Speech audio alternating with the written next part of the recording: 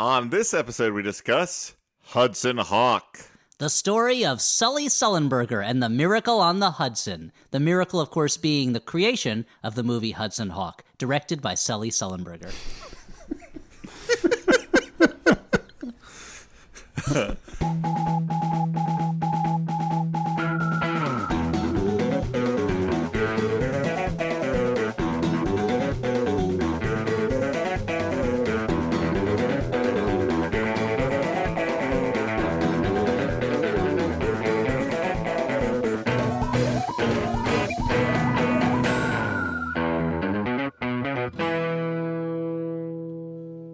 Hey everyone, and welcome to the Flophouse. I'm Dan McCoy. Oh, hey Dan, it's me, Stuart. Okay. Last name thanks. and your last name also? Wellington. Good. Okay, you're coming along great, Stuart, and I'm glad we put all that practice in beforehand. Thanks. And I'm Stuart's, miracle worker style tutor, Elliot Kalin. But today, we've got some exciting guesting with us today, because joining us... Great. We've got one of our biggest, most blockbuster guests, and we're really, out of the gate. It's like we're stumbling. It's like when a horse is just like ready to go, and then they open the gate, and all four of the horse's legs immediately fall off. It's because somebody pushed the little button underneath the horse and it just collapsed. Yeah, exactly. Yeah. Our guest, because it's one of those toy horses with like the rubber band legs. Okay, sure. Our guest tonight. When are you listening to this? Probably during the early morning hours. Our guest is Roman Mars, host of 99% Visible. That's right, one of the top podcasters in podcasting, and someone I personally am very excited to have on because 99% Visible is one of my favorite shows and was one of the first podcasts that I listened to where I was like, oh, this is what a podcast is supposed to be like. Yeah. This is, Not just three jackasses gabbing. yeah, not just three gabbing jacks, but like a real show where I'm like learning things and feeling things. So Roman, thank you so much for joining us. Oh, it is my pleasure. I've been a listener for a very long time, so it's a real privilege. It's a real privilege to be here. There's my professionalism coming out right there. Yeah, that's just Dan. Dan is contagious and Somebody he clapped. affects all of us. Somebody clapped so they edit that part out. What I like also is we now have, I think, the most extreme poles of voice tone ever on the show, with Roman's kind of like deep dulcet, kind of, beautiful sound, and my kind of like, what if a praying mantis could talk kind of voice, And I sound like an orc that's been hit on the head. Only because you're like, oh, looks like meat's on the menu. Wait, what's a menu? How do I, an orc in Middle-earth, know what a menu is? Yeah, suddenly I've achieved consciousness and I'm going to wander off to start, painting horns and ents in the woods. And Dan, what does your voice sound like? I'm sort of a Roman that's more of an Eeyore, I think. Oh, wow. Okay. Maybe. Yeah. Okay. A joyless Roman. I can see that. Speaking of joyless Romans, we're going to talk about Hudson Hawk today. But first, Stuart, I believe you had something you wanted to talk about. Yeah, I want to bring up the fact that this episode, in addition to having a blockbuster guest, is happening at a blockbuster time for the podcast. Not the world. The world's bad right now. But the podcast is, we're in the middle of the Max Fun Drive. This is one of those chill, cool, low-pressure Max Fun drives that take like 2 extra weeks to do. And that's when we're going to talk about why, during this time, we talk about why our show is important, and we encourage you, if you like the show, to support it with your dollars.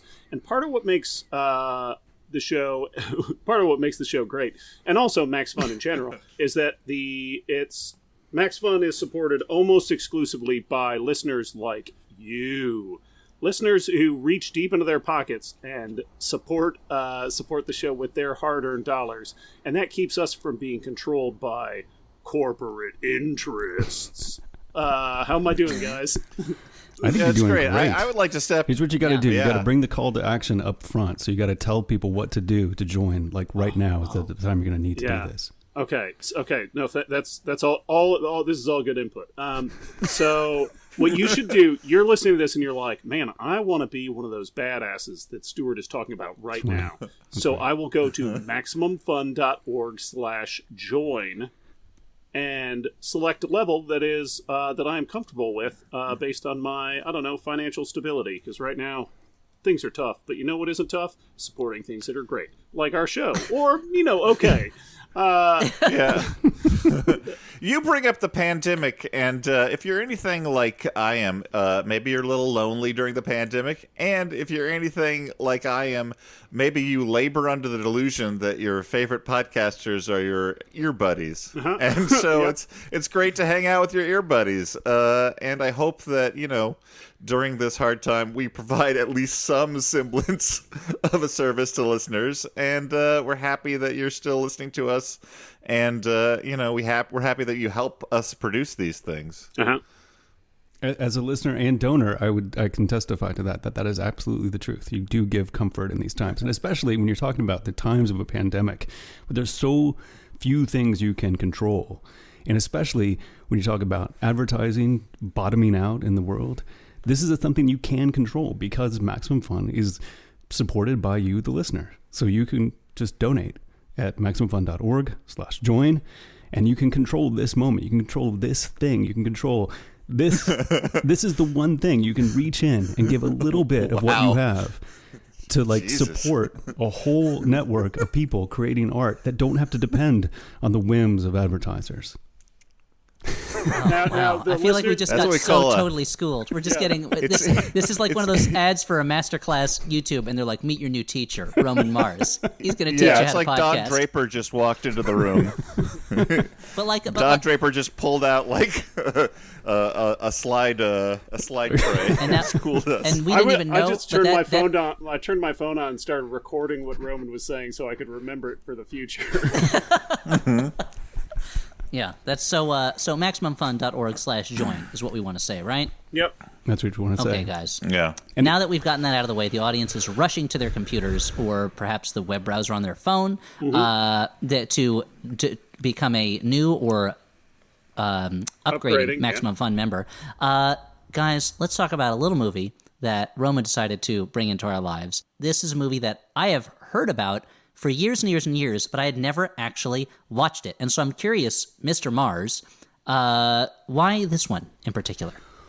Well, I think it's held this sort of bit of fascination for me because when it came out, I think I was around 15 or 16 when it came out, and this is an age where I was prepared to hate anything and everything that existed in popular culture, and I saw it on video, and I knew people hated this movie, and so I was ready to kind of join in on it, but this is the first time I felt like I knew that people were hating it for the wrong reasons, because they hated it because they wanted it to be Die Hard 3, but it wasn't trying to be Die Hard 3. It was trying to be an R-rated live-action Hanna-Barbera cartoon. And I felt like it was totally missed on the public. And so I was fascinated by it, and I kind of just sort of always thought about it afterward. Yeah, and the advertising didn't do it any favors because they were trying to sell it as an action movie, which I can't blame them because I don't know how they would have sold it as the movie it Because they is. could sell it as a comedy, I guess. I mean, I'm looking at the poster Yeah. right now, and it says in big letters, "Catch the excitement, catch the adventure, catch the hawk." And then Bruce Willis, and then Hudson Hawk is in kind of the second smallest letters on the poster, but Hawk is in huge letters. So it's almost like they want people to just think it's called Hawk, or maybe Catch the Hawk. To piggyback off that Hawk the Slayer madness Yep. that And was Lady sweeping Hawk. the nation. And Lady Hawk and Hawk the Slayer had burned up the screens 5 to 10 years before this, and they wanted to jump on that Hawk wagon. Hawkwind had, of course, by 1991 was long replaced by Motorhead in the hearts of Lemmy fans everywhere. But they thought, hey, maybe we can get some Hawkwind fans in there. And let's not forget, someone must like Hawkman. Somebody somewhere must like that character. Hudson Hawk is going to get it. I was reading some of the reviews from the time this movie came out, and I was baffled at how much the reviews kind of didn't seem to understand what was going on in the movie, like what the movie was doing. But maybe it's because, and I have a theory about this, maybe it's because at the time there were a lot of action comedies, and so it was hard for them to look, and looking at it back now, I'm like, oh, this is like if someone watched Tango and Cash when it came out, they're like, ugh, another one of these, and it doesn't make sense and it's dumb. Forget it. But looking at it now, you're like, this is a refreshing slice of madness that that is nothing like the things that are being made right now. Well, and I think that when I first tried to watch this, I knew it was a bad movie, and I was trying to watch it for being a bad movie, or not a bad movie necessarily. We'll get to that, but like a critical and commercial flop, and it even as like viewing ironically, it confounded me. Yeah.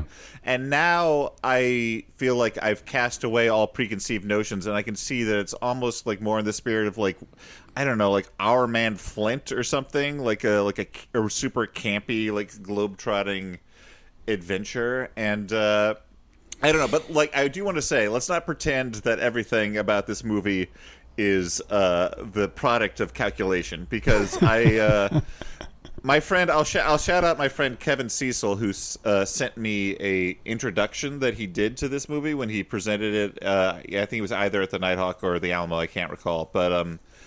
But this movie, like the character of Hudson Hawk, is based on a song that like Bruce Willis was playing harmonica in like the House of Blues or somewhere like that. He was playing harmonica when he was still a bartender.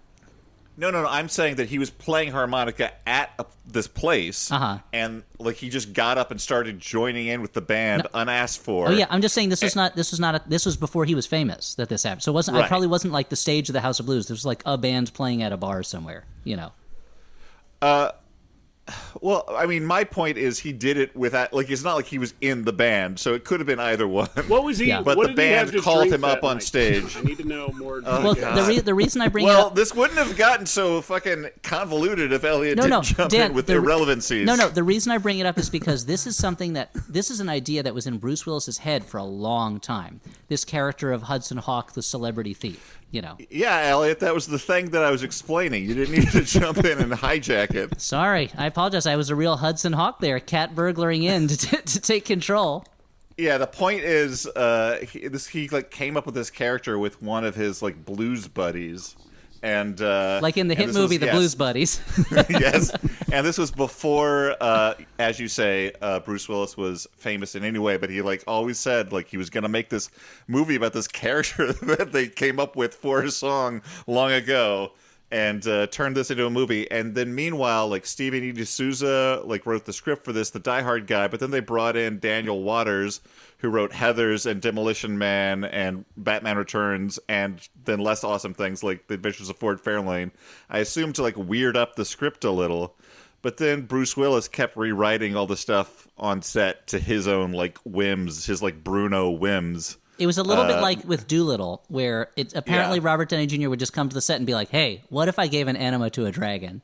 And they're like, "Okay, like it's your movie, go ahead. I guess that's what's gonna happen in this movie now that people are gonna pay money to go see, that we're gonna release in theaters as a professional thing." But Dan, I think probably there's a lot of we'll talk more about the behind the scenes shenanigans, because this was a very difficult shoot. But I will say, as you said, not everything was kind of like was according to plan. But how could that be when the first time it was released on Blu-ray in 2013, it was included as a set with Hollywood Homicide starring Harrison Ford and Josh Hartnett, which is clearly exactly where it was meant to be.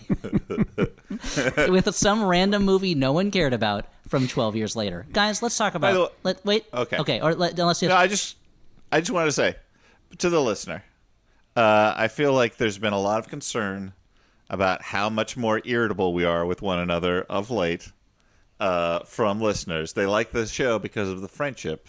And I just want to say it's because of the friendship that we can be irritable to one another and then just ignore it 5 seconds later. I have to imagine, Dan, I've not heard any worries or complaints. Look at all these letters, sacks and sacks full of letters addressed to Santa Claus, which I guess is me asking, at Santa Claus, for Christmas, can you please have Elliot be meaner to Dan? And I'm like, all right, if Chris Kringle, noted anti-Semite, wants me to do it, then sure, okay. I mean, go ahead.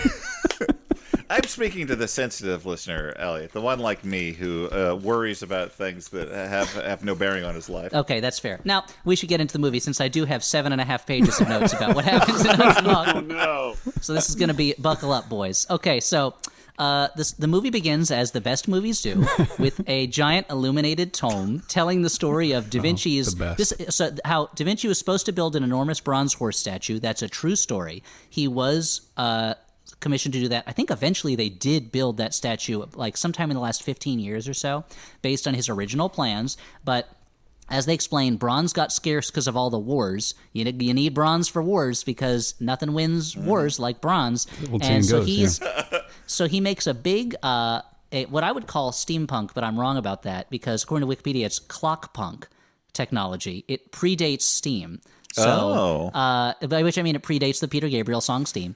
So it's a clockwork machine that he wants to turn lead into bronze, but he did it wrong. Using his 3 magic metally, crystally, jaggedy pieces that when you put them together into a puzzle and you hit them with a laser, it turns lead into gold. Bump, bump, bum. And we spend a lot of time watching watching Leonardo da Vinci, who is not a doctor. Do not take medical advice from him. Oh, wait, hold on. Now we got to sell this to CBS. Now we've CBS, like the rest of the podcast is beating out the pilot to Dr. Da Vinci. Dan, honestly, like, if we could sell that to CBS tomorrow, that's what separates us from rich, famous television producers. Is I say Dr. Da Vinci, and I'm like, that's stupid. He wasn't a doctor. And they would be like, yes, it's Leonardo da Vinci, but he's a doctor. This is perfect. It's like House meets what's an old timey meets the Da Vinci Code. Sell it, Dan. Why are we not selling this right now? I don't know. Anyway, this is a whole section of the movie that I did not remember actually at all. Like I did not remember how it opened. This Da Vinci Code nonsense is like completely was like seeing it with fresh eyes. It's so absurd. And it takes a long time, and it was obviously very expensive. Yeah. And the movie does not need it. There's like a little bit of like kind of jokey voiceover, and then it's just in Italian with no subtitles. Da Vinci walking through his workshop just yelling things at people and then putting on sunglasses so he can watch the laser turn lead into gold. And then he tricks someone into testing a glider. That'll come up later. We have to see that glider work because we need to know that someone has a glider. And he walks past. He's painting Mona Lisa, but he hasn't painted in the smile yet, and she smiles, and she's got terrible teeth. Oh, boy, that's a joke for the art crowd. That's a highbrow joke. And then there's going to be a second tooth joke soon. But I want to say perhaps part of the reason this was roundly rejected by the public is I was watching this with Audrey, who had no prior sort of context for the movie or idea of what to expect, and it was very confusing to A, start with Leonardo da Vinci, and then B, have everyone in the movie sort of off the bat talking about like old-timey tough guys.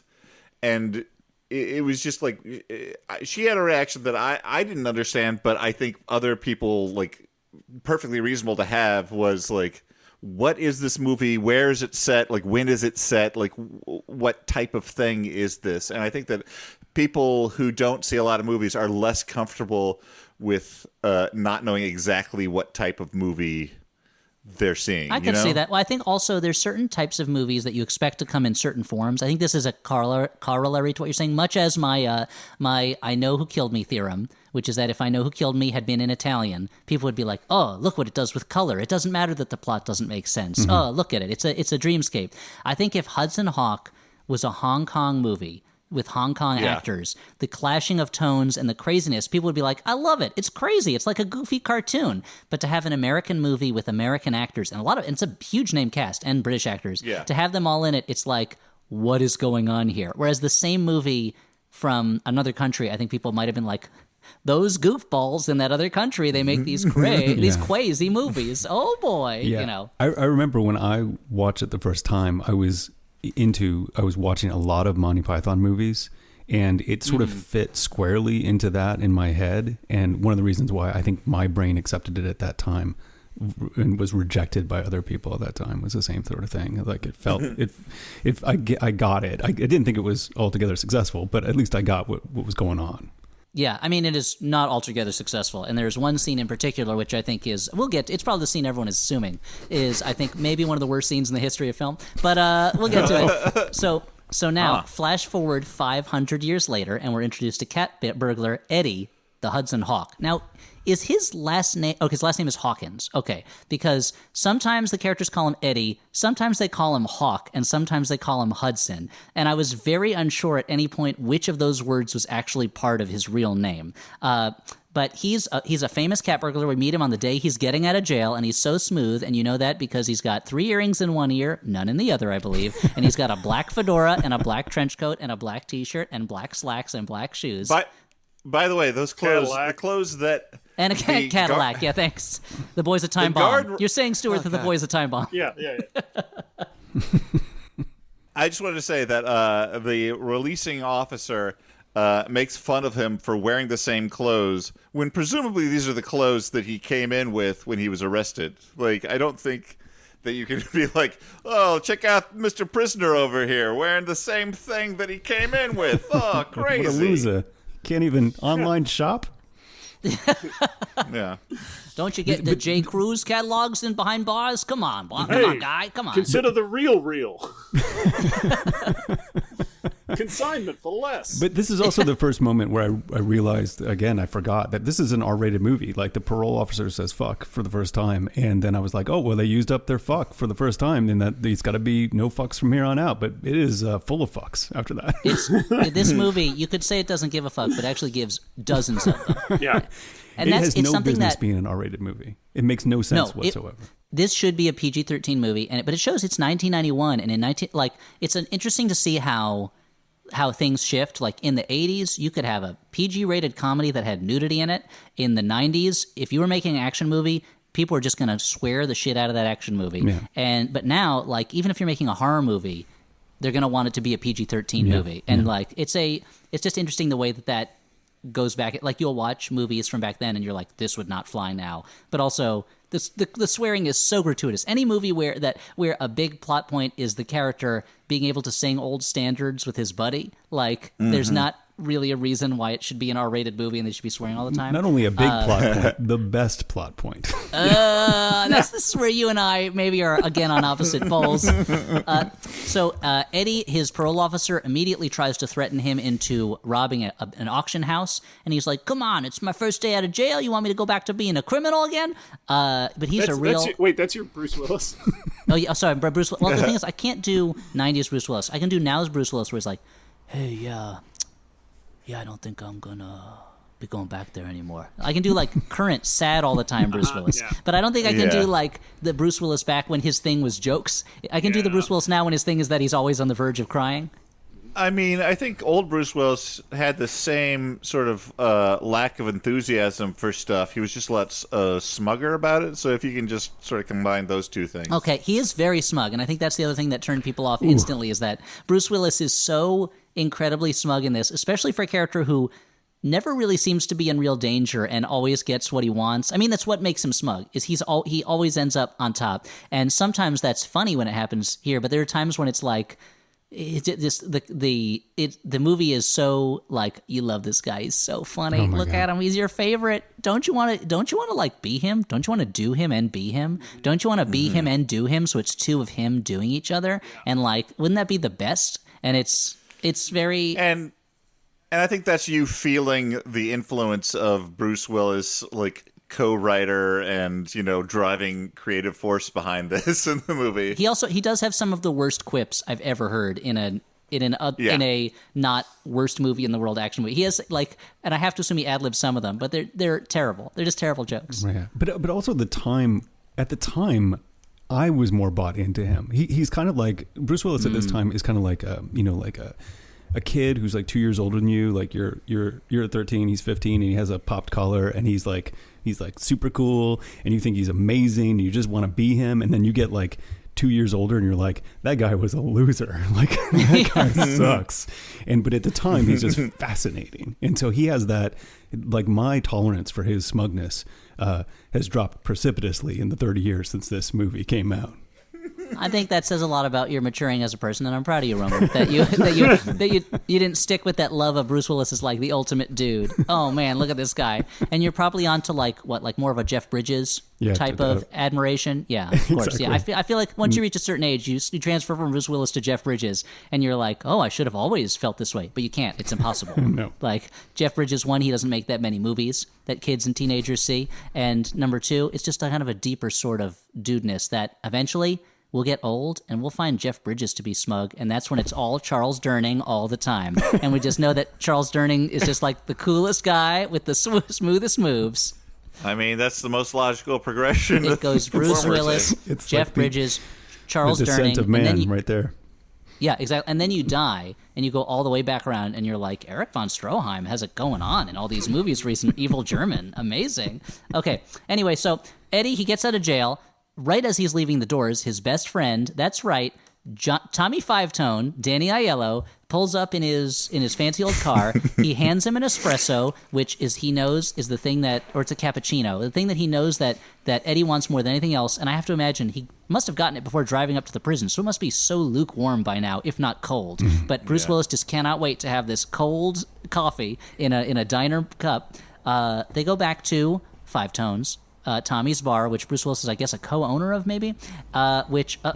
In the time he was in prison, it went from a cool kind of, probably not guys who are connected, but guys who want to be connected, kind of the old neighborhood type guys. It turned into a real yuppie hangout that even has the most horrible food Bruce Willis can imagine, reindeer goat cheese pizza. Now let's stop for a moment. Is it goat cheese pizza with reindeer meat, or is it that when you make reindeer cheese, you also call it goat cheese because it's more similar to goat cheese in consistency than cow cheese? Dan, you're the culinary expert. Please explain. What is reindeer goat cheese pizza? I guess this would, all right. When I heard it, I thought it was referring to a type of cheese. The whole thing was referring to a type of cheese, and I thought that because later in the movie, Bruce Willis says, "Go back to your reindeer goat cheese," as if that was the thing, and not the pizza was not an important part of that. But reindeer meat with goat cheese definitely would make more logical sense. I will say that this is how you know what time period this is, because the worst threat America was facing was yuppies and the ascent of yuppies. Well, it's kind of like how when we watched Howard the Duck, that live show is up on our YouTube channel. When we watched Howard the Duck, it was just a joke that a restaurant would serve sushi. The idea of a fusion restaurant that had sushi in it was like instant joke, and that dates that movie. Now, according to IMDb trivia, Bruce Willis also mentions reindeer goat cheese pizza in The Last Boy Scout. So does that mean these movies are in the same cinematic universe? The reindeer goat cheese pizza cinematic universe, or RGCPCU? I feel like he must have had one bad experience with reindeer goat cheese, right? And he's like, I don't know where he'd get it, but... And do you think there's a chance that it was just reindeer cheese? It just happens to be the greatest of all time reindeer cheese. Oh, that could be it. It was sold to him as greatest of all time cheese from a reindeer, and he never let it go. Okay, yes, now it makes perfect sense. Thank you, Stuart, for explaining that to me. Now, here is where a mobster gets Bruce Willis's attention by shooting the espresso cup out of his hand. The fact that bullet would not be stopped by the cup, but would instead keep going and kill someone is never attended to. Similar, much later in the movie, Bruce Willis, a bullet bounces off his belt buckle, which is crazy. And it's not like he has a big crazy belt buckle. It's just a regular men's belt buckle. Yeah. That would have killed him. Yeah. And this also sets up the character arc for the entire movie, which is Willis's search for cappuccino being thwarted at every turn. This is kind of a birds of prey egg sandwich situation. Yeah, this was very frustrating. This was every time he wants a cappuccino, he just it's a real discreet charm of the bourgeoisie that's going on in the background of this movie, where he just cannot get that cappuccino. I've been talking about stress streams with a lot of people lately. I don't know what the reason I've been talking about stress streams right now, but I was saying that my most common type of stress stream is there is a relatively simple task that I need to perform, I want to perform, and things keep getting in my way. I'm going to need an example. And so, what? I need an example of one of these simple tasks. Yeah, paint a word picture. There was one where it's just I have to look up something, and I can't get the computer to work. I can't find a reference book, all this. I forget my dreams pretty quickly because they're also extremely elaborate, Baroque nonsense that keeps shifting genre. But we often forget elaborate things. Yeah. I see what's happening here. I get the bit. So, and my Venmo for this session is... Okay. All right. Dan, fair enough. You did the work. Dan, so. I'm going to write you a prescription for 100 milligrams of Nobody Cares. So if you could take this 10 times a day. Fair enough. I'm just kidding. I'm fascinated by your subconscious. It's a crazy place. Okay, so it turns out the cup was shot out of his hand by some thugs led by these mobsters, the Mario brothers. Get it? It's a joke. There are two Mario brothers. Frank Stallone is the brains of the group, which gives you an indication of the level of these mobsters. They threaten him. And you'll recognize Frank Stallone because he looks exactly like his brother, only a little less droopy. I mean, he looks like a guy who got surgery to look like Sylvester Stallone. That's yeah. They want him to pull off this heist of the auction house, the same one that the parole officer was trying to get him to. And Danny Aiello, he smashes a wine bottle over one of their heads, and they leave, but they're still threatening him. So he's got to go do this heist. He just got out of jail, as he continues to remind everybody throughout the movie. As they're preparing, they're going over the robbery plan, and Danny Aiello is quizzing Eddie on the lengths of different songs. This is his amazing skill, besides being a cat burglar, is he knows the exact length to the second of every song that you ask him. According to IMDb goofs, he's often wrong in his answers, but the movie takes them as totally correct. You're treating that as if those two things are unrelated, but they are joined facts. The reason why he's such a good cat burglar is because he knows all the length of these songs, because that is his timing watch. It's the length of the songs. I wonder if that's something that is a way of them trying to like make him into a fantasy figure. Is it's like, well, I could never be a cat burglar, but I do know how long that song is. Like all these music nerds are like, hey, maybe I could do it too. The thing that it's going to seem so weird for me to object to the reality of this in Hudson Hawk, the movie Hudson Hawk, but the thing that bothered me is I feel like if this was a guy who's like, I know the length to the second of every Sinatra song or old standard, like, yeah, sure, but it seems like he knows every song in that, like, he's asked about Mariah Carey singing the national anthem at the Super Bowl at one point. They mention in the goofs that on IMDb that he says that it takes. They say, how long does Whitney Houston sing the national anthem? And he goes, 7 minutes. And in actuality, it was like someone else sang it at that Super Bowl, and it was 2.5 minutes. And then it's only after I read that goof that I was like, yeah, 7 minutes is a crazy amount of time to sing the national anthem. Yeah. Like, is she singing every verse, even the bad ones, even like the ones that are offensive? Like, what is going? And like, I know when you're like a soul or hip hop type singer, you really extend those syllables and you can really extend a song. But like, that seems like for the national anthem, you got to believe that the Super Bowl producers were tapping their watches and they're like, she's eating into the commercial time. Like, we cannot. Yeah. And we need to have the premiere of Friends right after the Super Bowl. We said in the commercials right after the Super Bowl. Like, just pull her mic. She can't even finish. We'll just end on Rocket's Red Glare, and then we don't need the rest of the song. Like, come on. Now, Elliot, was finding out that piece of information, was that the straw that broke the camel's back? And you're like, I don't know what to trust anymore. Were you like, yes. Is this my computer or is it a cake? Like, is it that sort of thing? I'm just like the guy in Maltese Falcon who almost got hit by a girder. I walked away from my family, walked away from my job. I just said, I live in a world where there are no standards, and I've got to start over anew. And that's why I got to tell everybody, this is my last episode of the Flophouse. Next week I'll be starting my new podcast, Hey What? Which is me just kind of not knowing what things are going on. Just kidding. This is my last episode of the podcast. I'm going to do probably 1,000 more episodes. Yeah. I would say, too, I would be perfectly happy for this to be moved over to incorrectly regarded as goofs under the assumption that the Hawk is just fucking with him, if not for, as Roman says, the fact that this is integral to his cat burglaring, like, to know the lengths of these songs. It is also integral to me enjoying the movie at all. Yeah. To tell you the truth. Okay, interesting. This is what unlocked the movie for me, is its ridiculousness of this premise. What's funny is when the bullet shatters his coffee cup and he just like does a Jack Benny slow burn look, that's when I started realizing I don't think this movie is on the level. I think this movie might be messing with me. But then this next scene really pulls it off. But it's really one of those things like that shows you the mix of tone in that sometimes violence is just goofy, the coffee cup exploding, and sometimes violence is a bunch of syringes in your face. And it's sort of like the tone of this thing just bounces back and forth in these incredible ways that and also is crazy. And it gets increasingly cartoony at an increasing pace. Like, I'm sure somebody could do the algebraic formula that talks about the increasing rapid rate of cartooniness as the movie goes on. And by the end of it, I was just like, all right, like, I can't even, like, I don't even, cannot pretend to care what happens to these characters. Yeah. As we'll see when James Coburn's martial arts abilities cause Bruce Willis to be trapped in a just swiveling at the waist loop. He stun locks him in that animation. Yeah.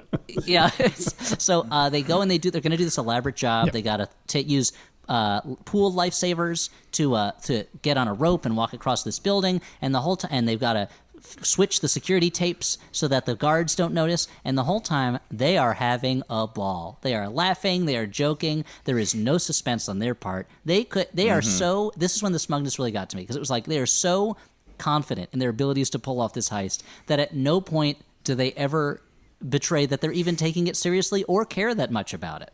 You know? Well, there's also this constant patter of like kind of busting each other's balls. That's all of it's in the form of jokes. Like Bruce Willis clearly thought that these were all jokes, but none of them are really funny. Mm-hmm. None of this this banter that it basically just comes down to him being like, "Hey, you're fat, Danny Io. Hey, no, you're looking good. You're looking good. You're fat, so hey." Like, that's basically the level. And it has the classic heist trope of not telling each other what they're going to do during this elaborate heist, which is something that always amazes me. Especially since we had a scene right before this where they're supposed to be going over the plan for the heist, but they keep surprising each other, and it's almost like they're a heist couple that has been doing this for so long that they're so bored with each other. The only way they can keep the spark alive is to constantly surprise each other in the heist room and just kind of keep pulling tricks so that they keep each other on their toes. You know, like it's like, oh, let's role play during this heist. Let's say during this heist that I'm the school principal and you're a naughty student. Okay, but we're still stealing a horse statue from an auction of tacky horse art, right? Yes, of course. That's exactly what we're doing. But maybe I handcuff you, but they're like fuzzy handcuffs. Like, that's what it feels like. They really got to get the spark back in. Yeah, and they've got this elaborate song-based timing thing, and I kept wondering, like, so does the timing of the song figure in, like, the way that they're going everywhere really slowly because they're dancing along to their own singing? And does it, like, figure in the fact that after the heist, they just kind of stand around congratulating each other for a while? This is the problem, is that the song... the idea of a heist time to a song is a really neat idea, and you could build a real neat sequence about it, but it fails for these reasons. One, smug up the wazoo. They're so smug about it. Two, they're singing "Would You Like to Swing on a Star," which is, I'm just going to say it, a dumb song. It's a standard, but I think it's a really dumb song. Three, it doesn't, like you're saying, it does not line up with any of the things that they're actually doing. And four, it's not the same length as the heist. So they do end up having all this dead time at the end where they're just kind of killing time when they should be leaving, you know? Yeah, and I am glad that you brought up the song "Would You Like to Swing on a Star," because I was thinking about it after the movie. I'm like, I like that song. I think, like, the tune, for instance, is great, and like the chorus I like quite a bit. But there's two problems with it. One, it posits that you, the listener, doesn't know what various animals are and need them explained to you.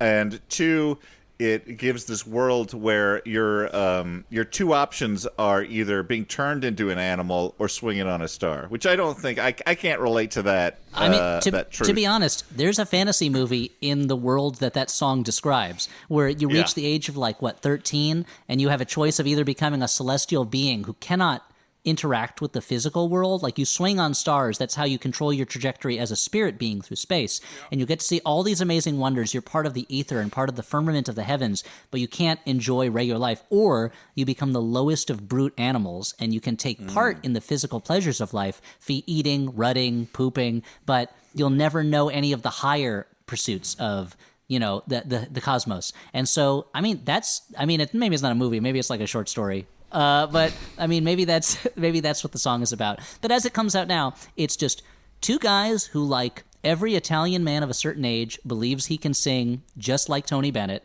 and is just belting it out while kind of like half chuckling to himself. And they're like, it really seems to get in the way of the robbery. I guess that's what the problem is that I have with it. But they do manage to steal the scale model of Da Vinci's horse. Their mischief gets noticed. They've got to run from the guards. Bruce Willis bongs their heads together, and it makes like a bonk Hanna-Barbera sound effect, which is the kind of thing I always love. But you gotta prepare me for it in some way. It can't come out of nowhere. I gotta know this is like just let me know ahead of time. It's the kind of movie where I'm going to be able to hear, where you might see someone run and hear bongo noises at the same time. Yeah. I just need to know. Yeah, for instance, the heist could be taking place in, like, Toontown or something, right? Exactly. Or, like, for instance, when in the moment in Godzilla Final Wars, when Rodan's wings flap and create a wind, and a cop's hat and a pimp's hat fly off their heads, and you hear zing! By that point, you know this is the kind of movie where there might be a sound effect when someone's hat flies off their head. It's not totally taking you by surprise.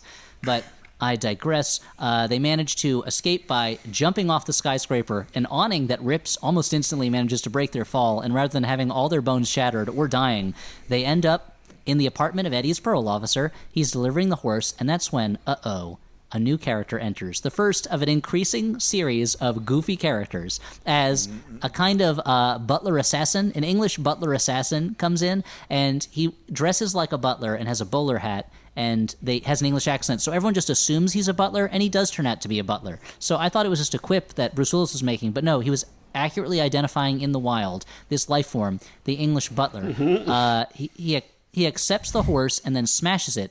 Inside is one of the pieces of the gold-making machine. Then, for some reason, he uses a retractable knife in his sleeve to kill Hawk's parole officer by just slashing his throat open. Don't know why he did that. And then he leaves.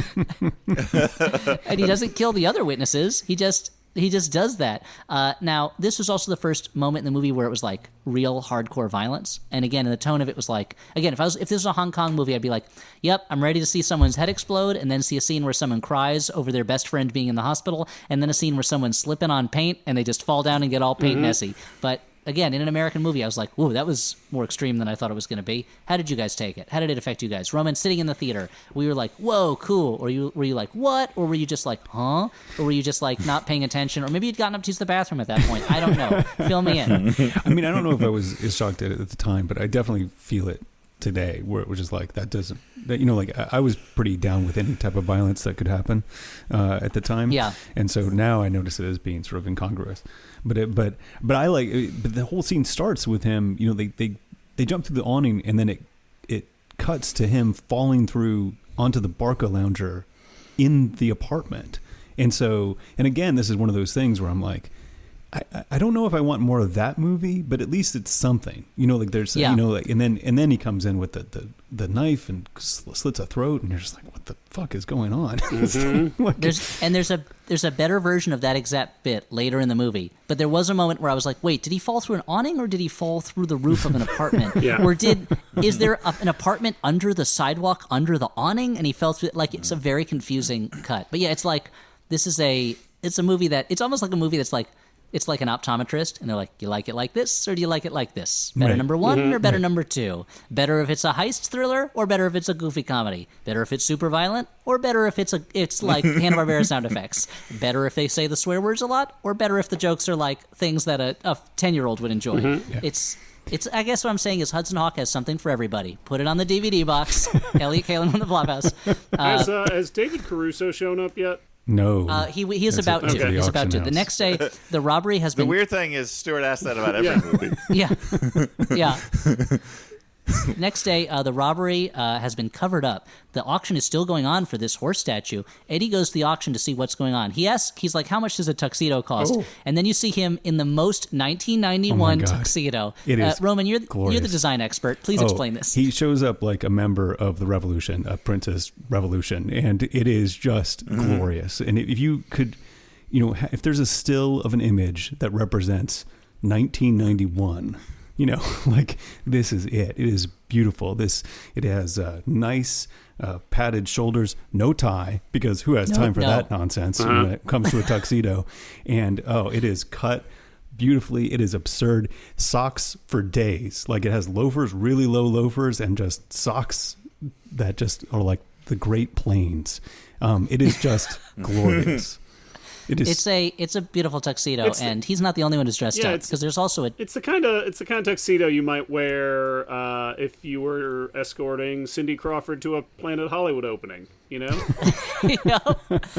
That seems like a very specific scenario. And he seems to be the only one wearing a tuxedo, so I don't know why this was required of this particular job. It's like, I wish there was a joke about it where it was like, he thinks that every auction is like a black tie event. So he's in a tuxedo and everyone else is in just kind of like suits. But no But there's tie. also, yeah, well, with no tie, of course, yeah.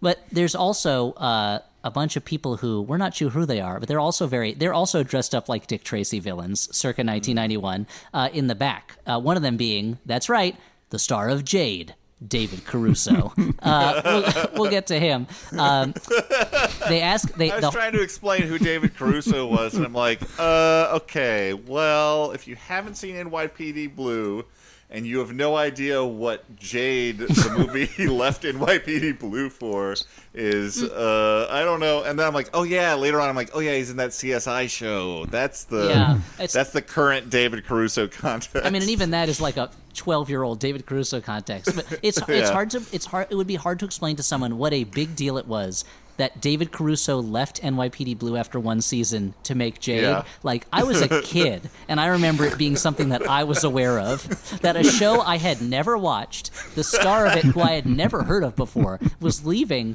to make a movie I would never see. And yet somehow this was... The erotic action thriller, Jade. And it was a big deal that he was going to be in the Esther House follow-up to Basic Instinct. Like... Oh man, it was a simpler time, by which I mean a time when the decisions of white men were just of a higher importance, an inflated importance, some would say, an unreal, unnecessary importance. So he goes to the auction house and he knows that this horse is a fake because he stole the horse, and yet auction expert Andy McDowell attests that the horse is real by holding it briefly for a moment. Holding it briefly, and this is the first of a series of time in which people touch priceless artifacts with their bare hands, which really stressed me out a lot. Oh, yeah. But later when he steals a Leonardo da Vinci Codex and he's just pulling it, he shoots it with a dart and then pulls it with a grappling hook up into the air, and I was like, that thing is falling apart. There's no way. Yeah, but it's... Also, before he knows that Andy McDowell is the appraiser, he kind of like... tries to hit on her by saying something about, I guess if you want to get into art, you have to look like a constipated warthog or something like that. And I'm like, okay, first off, that's a terrible pickup line. But second, like, she's at the art auction. Why would you think that insulting people at an art auction would be the way to go? Because he's Brucey W. He's gambling that she's there ironically. And it's clear that she notices the horse, and also the gloves that could have helped to build the suspense. Like, he's like, she's gonna know it's a fake as she's putting the gloves on and getting ready, but they don't do that. She just picks it up. She knows it's a fake. She looks at him and then says, oh no, it's real. It's the real Da Vinci horse statue. That's when who bursts in but the best character, one of the two best characters in the whole movie. That's right, Darwin Mayflower, the eccentric mean billionaire played by the great immortal Richard E. Grant. And this is the book I've been wanting to read Richard E. Grant's memoirs for a long time, and it wasn't until I watched this movie and in doing research realized an entire chapter of his book is about Hudson Hawk that I ordered it. I was like, I have to read it now. Totally. He's so good. He's so good at it. He's the only person in the movie who I feel like him and Sandra Bernhard are the only people who are accurately getting the tone of the movie, which is big and dumb. And like he just walks in and yells, $100 million clams. 100 million clams? Is that what he said? Oh, I forgot. I will make the objection. I do think that they're the two people who get the tone, and I really like Sandra Bernhard in like kind of as a persona, as like a performer. I don't think that her acting is very good here in Hudson Hawk. Are you saying the part of the evil billionaire who wants to destroy the world by undermining the gold market with a 15th century machine, that she didn't pull that off realistically, that you never believed the situation? I just think that she sometimes has some like complex lines that she has to spit at the camera, and they always sound like they're lines, where Richard E. Grant is, amazing. If you're trying to get back me into a corner where I argue that Sandra Bernhard is as good an actor as Richard E. Grant, I'm gonna avoid that corner. I'm not going in there. I'm not. Right. Call me baby, because you're not backing me into that corner. There's a stiffness to her that I feel like is a choice, but it is definitely odd. You know, whereas he is really hamming it up in a way that still feels like it comes from the character. In some ways, you can see her choices, but I still think both of them. Like, I would drop the Mayflowers as villains into any movie, as far as I'm concerned. And they're so good. Apparently they're like the happened, Team Rocket of this movie. Yeah. Pokemon. Apparently, you guys like Pokemon. Yeah, Team Rocket. Yeah, we get it. It's a guy and a girl. They're evil. They're trying to catch them all. And Yeah, we understand. And they have a cat character, Kit Kat. I think I'm seeing a connection here, guys. let me get back to my connection board over here and draw some red string. Okay. So they are incredibly evil billionaires. I think you're right, Dan, that Sandra Bernhard is much more stiffly performative in a way that I agree Roman, I think, is on purpose. Whereas Richard E. Grant, you imagine he could just ad-lib in this character for 100 hours. Richard E. Grant has a way of performing where he looks like he's shocked that he's allowed to get to do this. He's like so excited. He's like, I can't believe it. And he's so physical, like he jumps from like off a table and he thrusts his pelvis and stuff. He's just delightful. Yeah, like he's making. He does seem like the physical manifestation of the phrase joie de vivre. Yeah. Well, he seems like he's the guy also like that. He is. It's kind of like Nicolas Cage in Kiss the Vampire in that it's like, we're making this movie. It's crazy that I'm making this movie, so I'm going to go all out all the time. Like, it's almost like he's pushing himself to have as much fun as possible because he hates the movie that he's in so much. Did you just call that movie Kiss the Vampire? A Kiss of the Vampire. Kiss the Vampire was a booth that I had at a carnival. Did not go well. People did not want to kiss that vampire. My mistake is, instead of getting one of the sexy vampires, I got Nosferatu, and people were not crazy about it. You got a Blade 2 vampire. Yeah.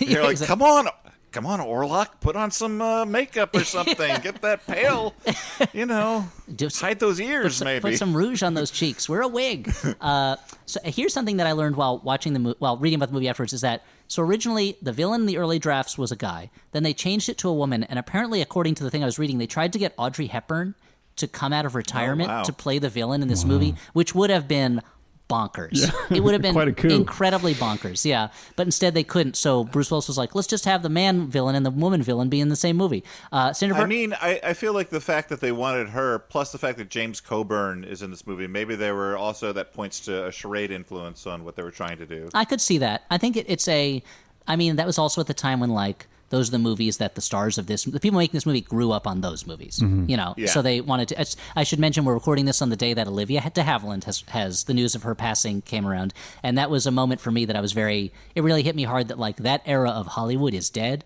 Like a couple weeks ago, I made Sammy watch The Adventures of Robin Hood, the Errol Flynn version, which he really liked a lot. And while we're watching it, Olivia de Havilland's in the movie, and I'm like, she's still alive. Can you believe that? And she was like, that's amazing. I cannot tell him that anymore because at 104, she's dead. You know what they say? Fame ain't it a bitch? And by they, I mean AJ Benza in old promos for E! True Hollywood Story. Now, guys... Here's what happens. I don't think fame is the problem, rather than the inexorable progression of time. The curse of fame. She'd still be alive today if it wasn't for fame. It always gets you in the end. 105 if it wasn't just for that fame that she had. Yeah, exactly. Well, here's the thing: is that she was actually on a plane flight that was supposed to crash, but she escaped, and Tony Todd has been trying to track her down ever since then, and it's been 80 years, and he finally got her. I think we're going in a less sensitive direction suddenly. So anyway, Sandra Bernhard walks in. She outbids her partner for no reason. They waggle their tongues at each other. Instantly, I was like, I love these characters. And the guard... With $1, which I don't think... I think with $1 million. I think it was $101 million. Oh, okay. Yeah. Okay. I mean, you could still say... What? I thought they were doing... A Price is Right thing? Yeah, 100 million and one.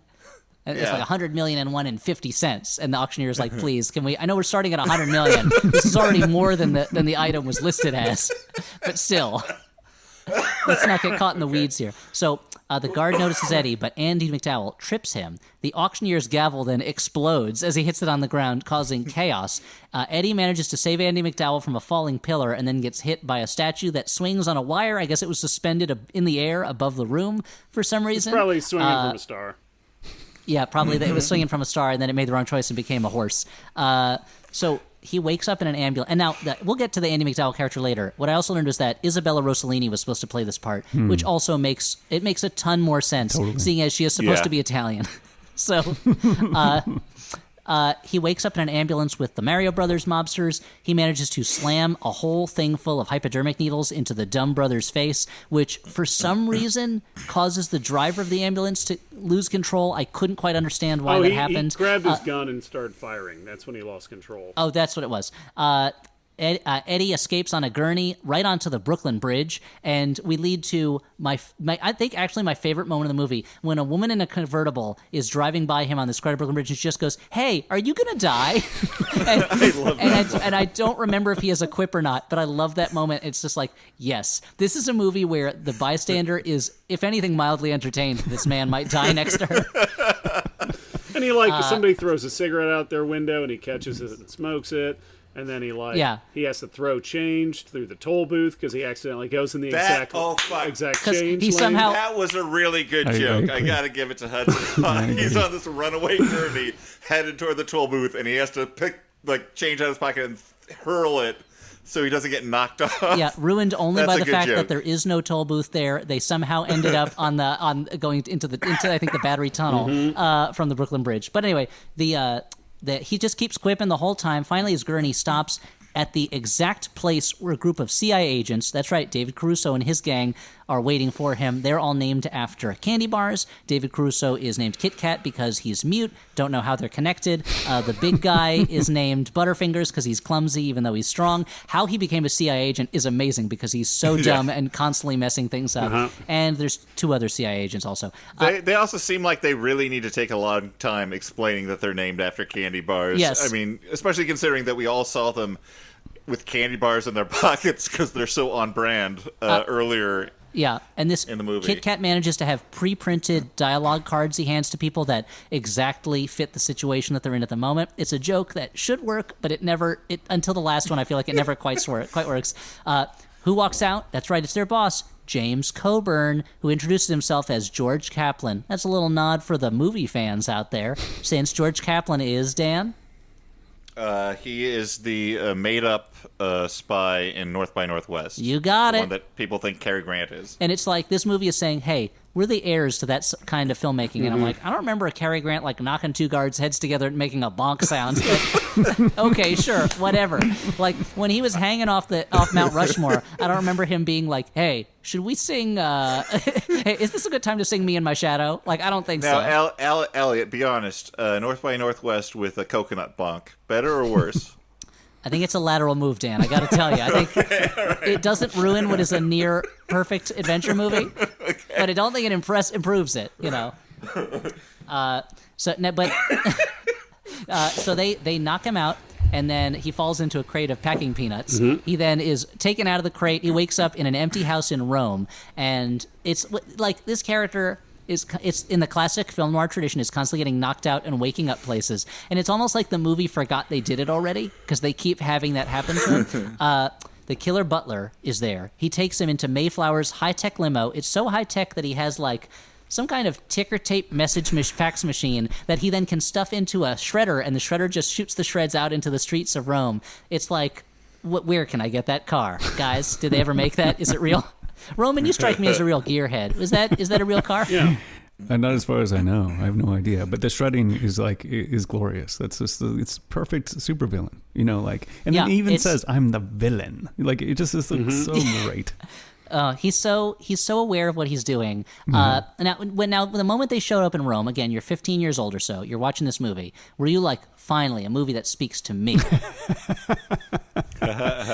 I don't know. I mean, I feel like I was totally confounded by it when it happened. And so at this point, I think it bludgeoned me into just accepting what was going to happen next. At this point. Okay, and by this point, you're like, I've seen what this movie has to offer me. No, I don't think you have, unfortunately, because they go to what I guess is the Mayflower's office or conference room, but it's very clearly the lobby of a large building that they've made look like an office or conference room. Right. Where he's meeting with his board, which includes a kid, I think. There's a Wes Anderson-esque touch to who is at the board of this corporation. Sandra Bernhardt is sitting in the middle of the table, kind of barking out the lyrics to I've Got the Power on her Walkman. We never actually hear the song, but she's just kind of saying it out loud. And also her dog, Bunny, is there, right? Who is a little dog who's always chasing after his ball, which in a hilarious mix-up, he gets lodged under Bruce Willis's testicles while he's handcuffed to a chair or something, and he's just the dog is just sniffing around in his crotch. It's a real Benigni style humor moment for a moment. The joke is that Bruce Willis, instead of being concerned, actually is enjoying it, right?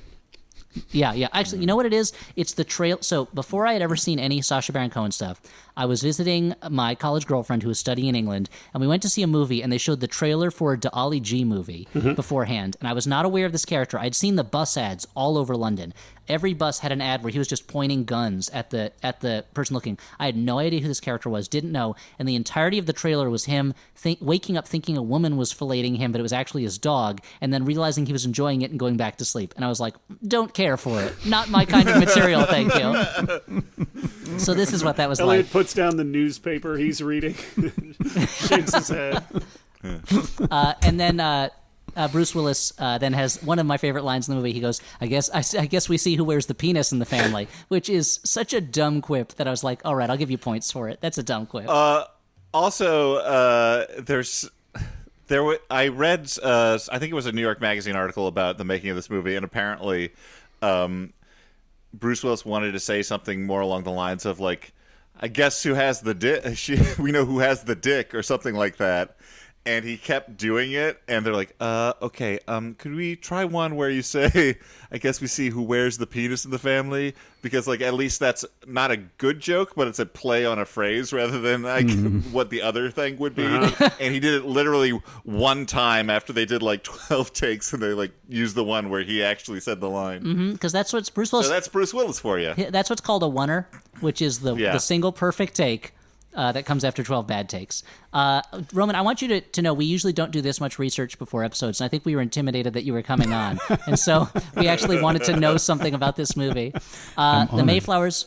Oh, yeah. We put real work into this, which you wouldn't know from when you first joined us on the Skype call, and we had no idea what we were doing, and we're making it up as we went along.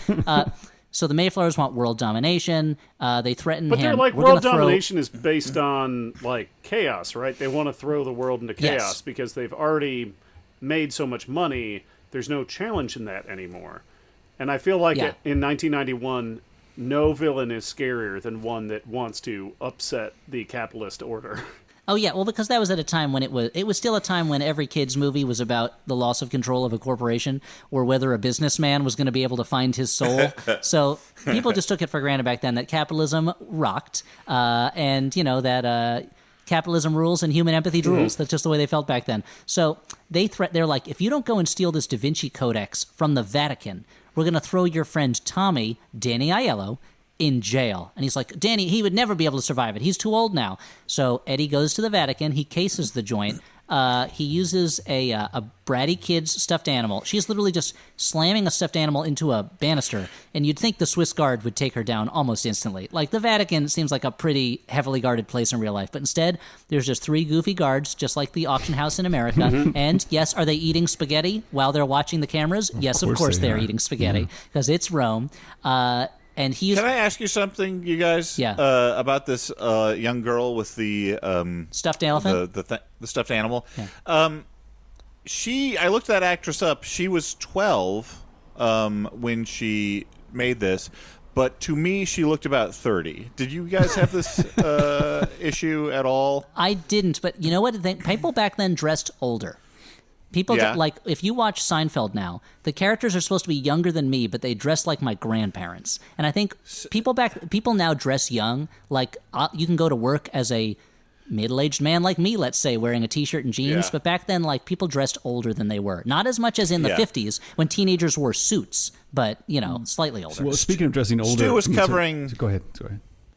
No, so I was just saying, Stu was covering his face in his hands, and I'm not quite sure why he was so dismayed by my question. But it was just, it was weird to me because I was like, why is that old person pretending to be a child? Like, why did they cast that old person? Like, is this the producer of the movie who wanted a weird cameo? Like, what's going on? I think Stuart did some more research and knows that girl actually had Jack's disease. Oh no! And even though she was 12, she was physically 48. Like I didn't want to tell you guys. Being insensitive. Robin Williams in the hit film Jack. Well, I apologize. But speaking of dressing older, I mean, this is where you really start to notice Bruce Willis's penchant for high-waisted pants in this scene. Like, he has he has a blue T-shirt tucked into. He looks like he's dressed like a 6-year-old mafia boss in this scene, and you realize, oh yeah, he always wore high-waisted pants. It's just because he had a black T-shirt on, you didn't quite notice it as much. Oh. And it's the wardrobe is just fantastic in this movie. In fact, so much so that it gets its own credit before. Oh yeah. Before the cast and crew are announced at the end of the movie. It is really glorious. That's one of the things. It's funny that you bring up the high-waisted pants, because I feel like that's another connection. We mentioned Birds of Prey earlier, and I was kind of thinking about Birds of Prey when I was watching this movie, because Birds of Prey feels like it has a connection to that like 90s like glitter bomb action comedy thing, and yet that movie also features Chris Messina wearing high-waisted pants as Zaz, and I remember watching that movie and being like, could I pull those off? The answer is no, but I thought about it. And also a hawk is a bird of prey. Stuart, put it all up on your connections board. yeah. Hudson Hawk, Pokemon, birds of prey. They're all related. Okay, I'm gonna It's all work on that. connected. New You York guys tell telephone. me when to talk again.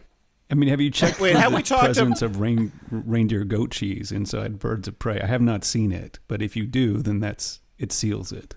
It's all Oh yeah, connected. same. All part of the reindeer goat cheese cinematic Have we universe. talked about the fact that, along with this being written or co-written by the person who wrote Heathers, the director? No, we have not did talked about it. Heathers, It's also the director one of of Heathers. my favorite movies, but he also directed Stuart's least favorite movie, 40 Days and 40 Nights. Now, since Hudson Hawk is clearly one of your favorite movies, Stuart, where does Michael Lehman now rank in your estimation?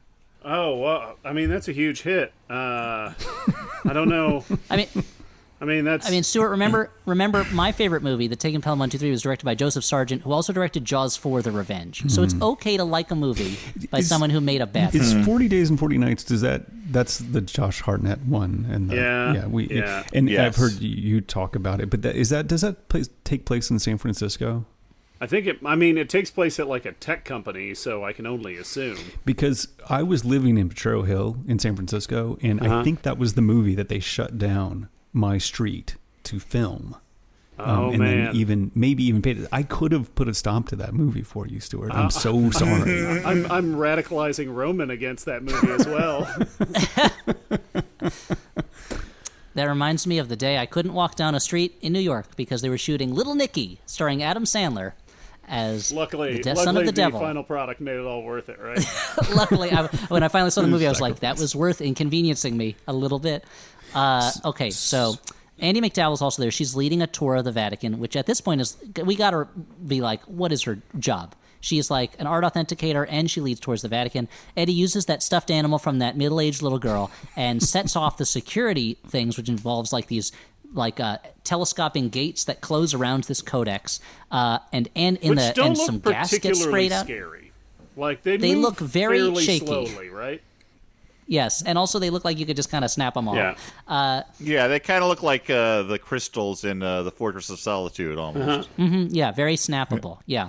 Yeah. Andie MacDowell takes Eddie into the Vatican's secret postal subway tunnels, which could be a real thing. I don't know. It's not that out of the question, you know. They do have a subway in Vatican City, but the one that they show is the mail rail in London, actually. Oh, okay.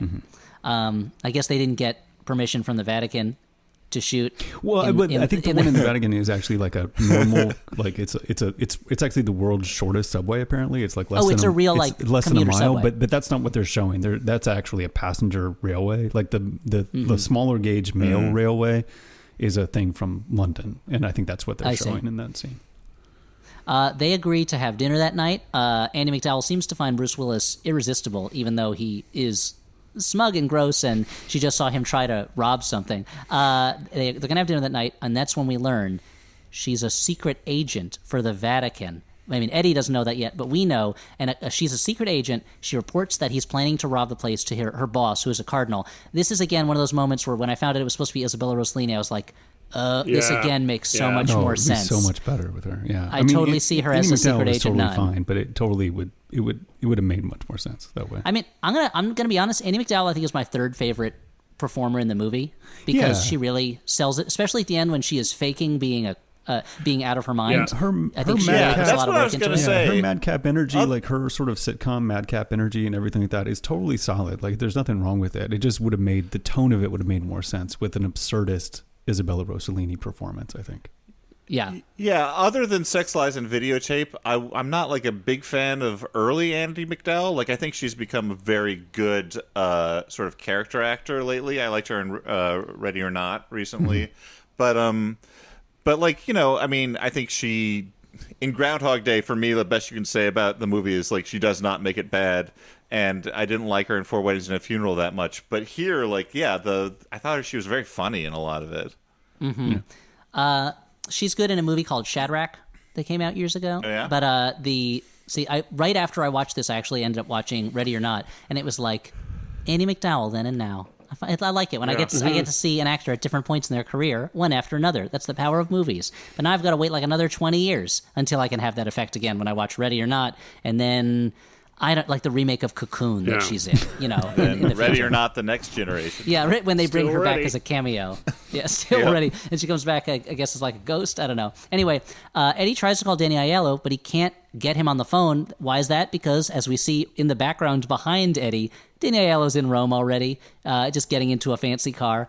And the CIA is like, Eddie, you got to rob the Vatican tonight. You got to do it. There's a little bit of comedic violence. And anyway, let's get to the robbery, shall we? Eddie mails himself to the Vatican using his cat burglar tricks, which essentially is putting himself in a box and mailing it to the Vatican and getting on that train and then just popping his hat out of the crate while he's on that train. It's a shot that I actually really love, where he's got this wild-eyed look on his face while he's on this train. The Italian guards, again, just as bad as the American guards. Eddie steals the codex with a fishing hook. As we mentioned, that would almost certainly destroy this 500-year-old manuscript to be flung through the air on a fishing hook. But maybe they had it rebound recently, or maybe, I don't know.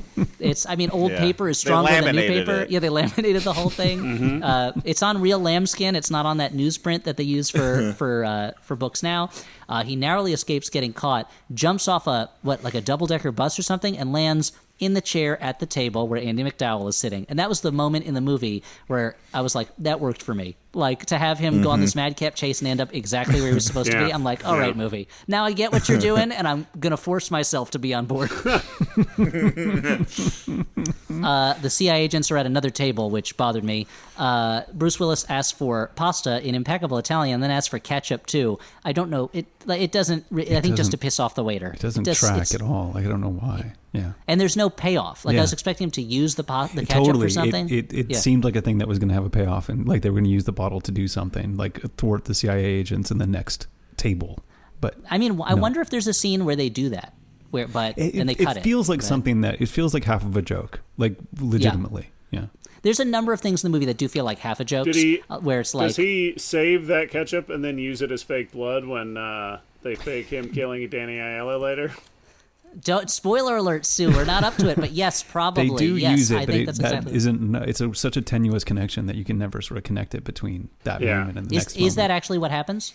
They do say it. He says ketchup, like Danny Aiello says something about the ketchup on his chest.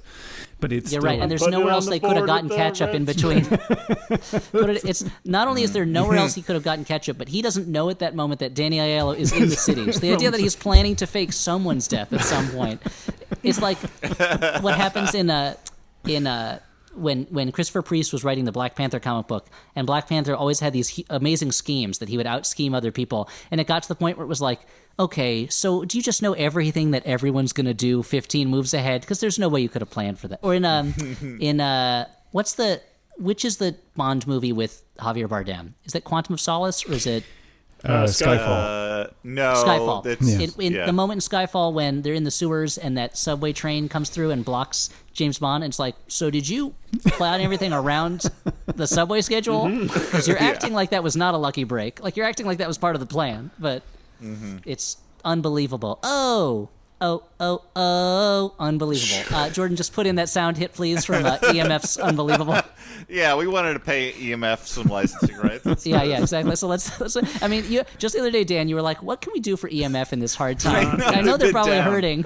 I mean, things are so unbelievable right now that nobody is listening to that song. Yeah. And yeah, well, They can't tour. I mean, no one can tour right now. Because they only have the Artists are one struggling. song. What are they going to perform it once and then get off the stage, come back to the same song as an encore, and then leave? No one's paying Ticketmaster or Live Nation subcharges for that. It's impossible. So I guess what I'm saying is this Max Fun Drive. Please reach out to EMF. See what you can do for them. So Annie McDowell is giving Eddie a massage at her apartment. Learns that he was in prison. Explains his nickname, which is that the wind that comes off the Hudson is called the Hawk because it's so cold, I guess. And so he was given the name Hudson Hawk. What? Because he's a cool customer. It's not super clear. Yeah, that's also a Chicago story. That's not the Hudson isn't notorious for its coldness. But Well, Lake I Michigan will say is. that the wind coming off the Hudson can be cold sometimes, but you're right, it's not as cold as Chicago winds. But that's what they call New York, the Windy City. So she's like, "Oh, I like it that you were in jail." She goes back to so this is before they go back to the place. They go back to her place. She's giving a massage.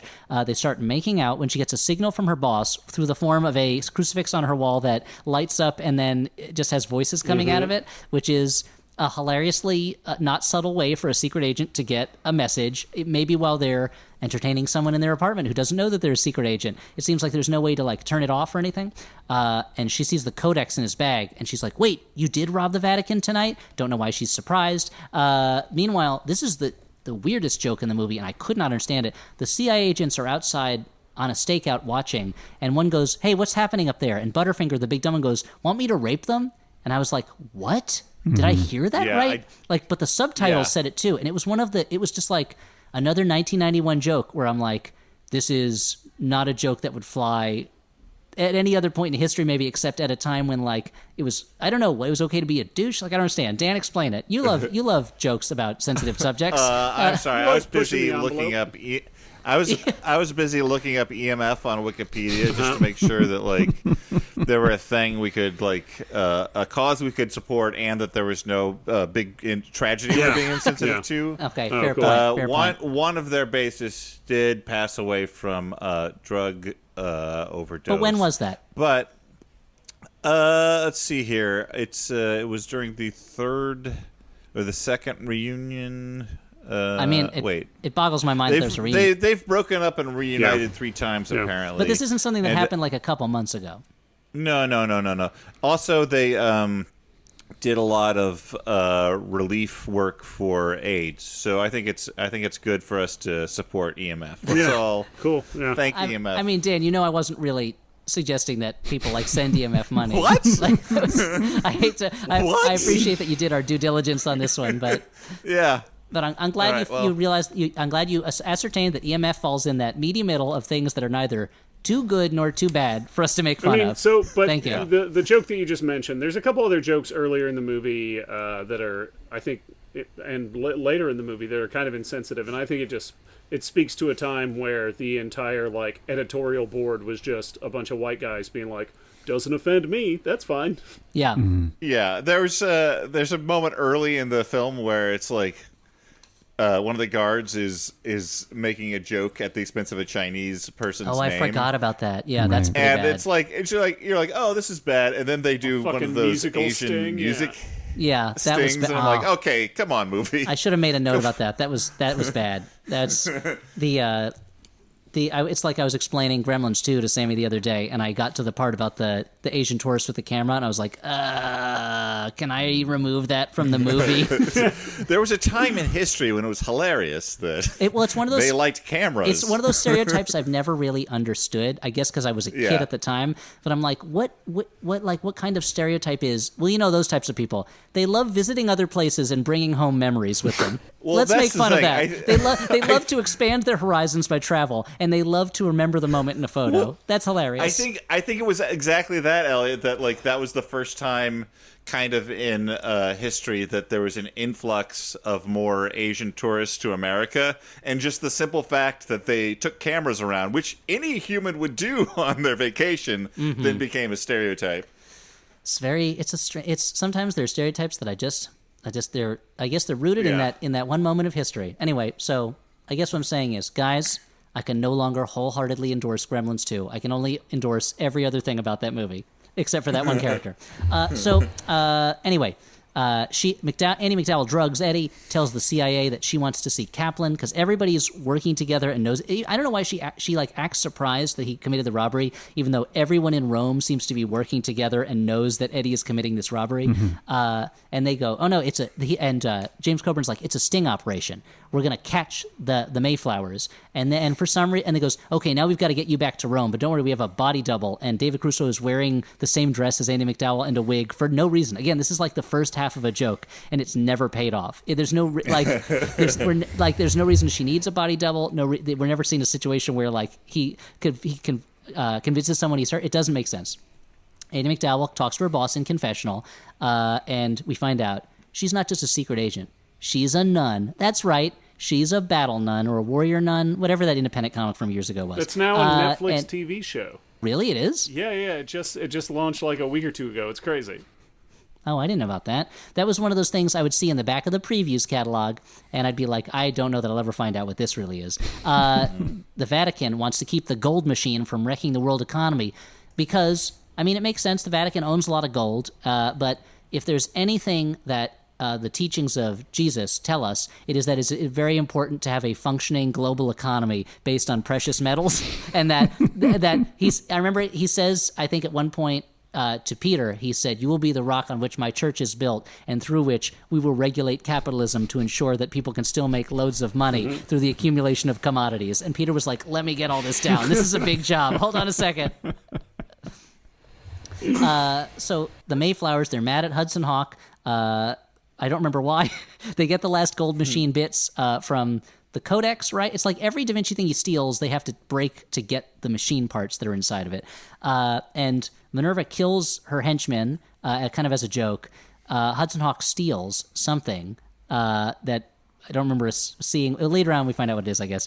And the next couple of minutes are just everyone taking turns overacting hysterically largely, where like Hudson Hawk gets out of his handcuffs and starts dancing with Minerva and just shouting at them while they stand there watching him. And then he stops and watches as Richard E. Grant overacts and just flops around for a while. The scene makes no sense. It's like the worst improv exercise I've ever seen, and they were just like, keep it in the movie, whatever. Okay. And so the Mayflowers, as I say in my notes, they explain their plan to make gold and undermine the world so they can ... It's never really clear what the end game is. And now he's got to go rob the Louvre to get a model of Da Vinci's helicopter flying machine. And he's like, how much globetrotting robbery am I going to have to do? That's when he's like, I don't want to do this anymore. And they say, take it up with our partner. It's Danny Aiello. That's right. He set Hawk up somehow. Not sure how he did it. Not sure what they needed him for. It's not clear. He's played no... Except, I guess, in doing the first robbery with him, it's unclear what he has to do with any of it. They fight. He seems to get shot during the fight, and they're both taken away in an ambulance. Hey, guess what, guys? As Stuart said, it was a fake fight. The oldest gag in the books. The old pretend to fight with your partner so that you can knock over the guy holding a gun on you. And Eddie is like, look at this. I stole part of the gold machine. And they're like, you did it. We saved the day. Well, but also, here's what I don't understand. Because, like, it was a genuine betrayal. Eddie just forgives him for it because Danny Aiello is like, no, this is wrong. I shouldn't have done this. Like he here's my guess. Changes at the. And so he's also played by camera, Danny Aiello, who's a super charming guy, and I miss him every day. Here's my guess, I'm Dan. just baffled by when they set up this fake death scheme. Here's like what how they that did. Gets arranged. They were fighting, and Bruce Willis was mad. Danny Aiello started singing, like, I Only Have Eyes for You, or something, and Bruce Willis sang along with him. Or, like, Fly Me to the Moon. That's what it would have been. Saying Fly Me to the Moon. And they joined the duet. And then Bruce goes, hey, Plan 49B? And Aiello goes, yeah, 49B. And that's all they know, because they got their crook shorthand, and they know that's the fake a fight so that I can pretend to be shot so that the Vatican ambulance can take me away plan. Because that's just how good they are, Dan. That's just how good. I mean, I guess I'm the idiot. But no, I mean, I wouldn't say idiot. I would say moron. But, that's fair. Okay. We like to keep it to medical terms here. Yeah, thank you. They're celebrating at Andy McDowell's apartment. Eddie tries to get Andy McDowell to sleep with him, even though her bed is just behind like a thin see-through scrim. So I guess like Danny Aiello would just watch the whole time, or just like stay really focused on the TV and pretend his friend was not having sex feet away from him. Or maybe they're just the kinds of friends like in Wolf of Wall Street who have sex in front of each other. I don't know. That never gets answered because Andy McDowell makes them sleep on the couch. Yeah. The next morning, the CIA shows up, wakes them up, injects them with a poison that paralyzes them from the neck down, so that they can. You would think CIA you would think that this scene would hamper their ability to overact, but no. They do the most neck and face acting you can imagine. All of the energies, all the chi from the rest of their body is channeled up into their face at that point. Not since the head shaking demons from Jacob's Ladder has there been such head and neck overacting motion in a movie. James Coburn is there and he's like, hey, you don't have to rob the Louvre. I did it instead of you. We killed a bunch of guards. Here's the helicopter model. Breaks it open. Here's the gold machine piece. And it's like, hey, why did they come here to tell them this? It seems unnecessary. It seems like it can only hurt their plan to get Hudson Hawk and Tommy, who are about to go home, to get them back mixed up in the plot. Why would you do it? I don't know. They just dropped by to explain to the audience, no, there won't be a third heist in this movie. Don't worry. We got bored of the heists. We're not going to make you do that movie. So is this the scene where they introduce a weapon that's like a bazooka that fires these rockets that stick to things and have a timer on them? And I do love that they introduce this this bullshit weapon, and then it shows up multiple times for the rest of the movie. Like it's very like Wolfenstein or Doom or whatever. With but here's the question I have. ammo. Just unlimited. That was my question is, where do they get, even if they held on to it, where do they get the probably very unique ammo? These suction cup time bomb missiles. But also, the timer doesn't seem to matter that much because they shoot one onto the wall and it has a 2-minute timer. Then another one accidentally gets shot to a CIA agent's forehead and has a 2-minute timer. The forehead one goes off first, and then the heroes run away, and then the other one, I guess, goes off. Like it's it goes down to the timer is at 0, and then they're like, hey, maybe we should jump out the window. Like, all bomb timers give you a little bit of leeway once it hits 0. They call that the margin of error in any explosive. The Mayflowers, they kidnap Andy McDowell. They want her to decipher Da Vinci's plans so they can build the gold machine. That never really matters because they've already built the gold machine. But she pretends that she is still babbling gibberish from the drug they injected her with. This I think was a pretty funny bit for me in that she thinks she's a dolphin and has to talk to other dolphins, and Andy McDowell really gives it her all. Eddie and Tony, they use that bazooka that shoots suction cup time bombs to storm Castle Da Vinci, where they are. Now, I don't believe Castle Da Vinci was ever a real place. My understanding was Leonardo da Vinci was always in the employ of different kind of feudal lords and barons because he needed money because he was not part of the landed gentry. Guys, prove me wrong. Dan, I know you're a Da Vinci scholar. Tell me what I'm wrong about that. No, I don't know that, but there was a question that came up toward when we were watching the movie in Shays McCoy here, and it was there a war going on at the time? And I was like, Elliot would know this because they're like when they're saying we need bronze for the war. I mean, Da Vinci was constantly building or designing military weapons, I guess, and there was warfare going on, but it wasn't like there was skirmishes between different kind of like warring. Like either city-states or feudal vassals and things like that. It wasn't like Italy is at war with Germany because Italy as a nation did not exist at the time. Not until the late 19th century, basically. Bronze. Oh yeah, I mean it's possible. I mean it's also. I mean it's true that they did not build that horse. I don't know if that's the reason why. I don't remember. But the La Sforza or whatever it's called, that horse he designed, which was supposed to be the largest equine statue in the world. It was not built until modern times. So that part of it is released. In real life, the model for the horse was destroyed.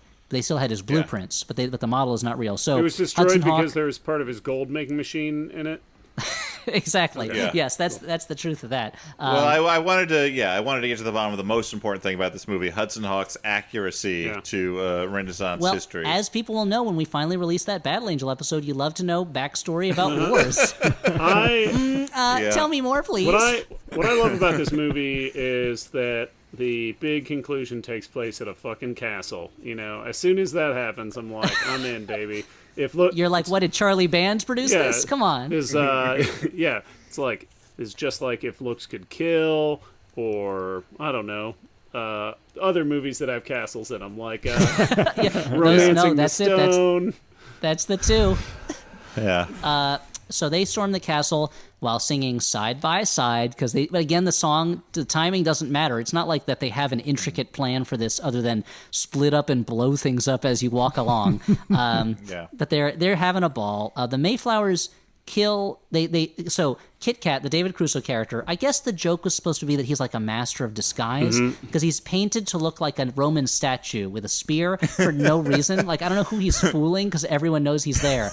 And they say, guard the nun spy, and he puts a spear up to her, and they're like, actually, and they kill him. And I was like, what was the point of that whole ruse? Like, why even bother that first step? Just go ahead, because the Mayflowers are just killing the CIA agents.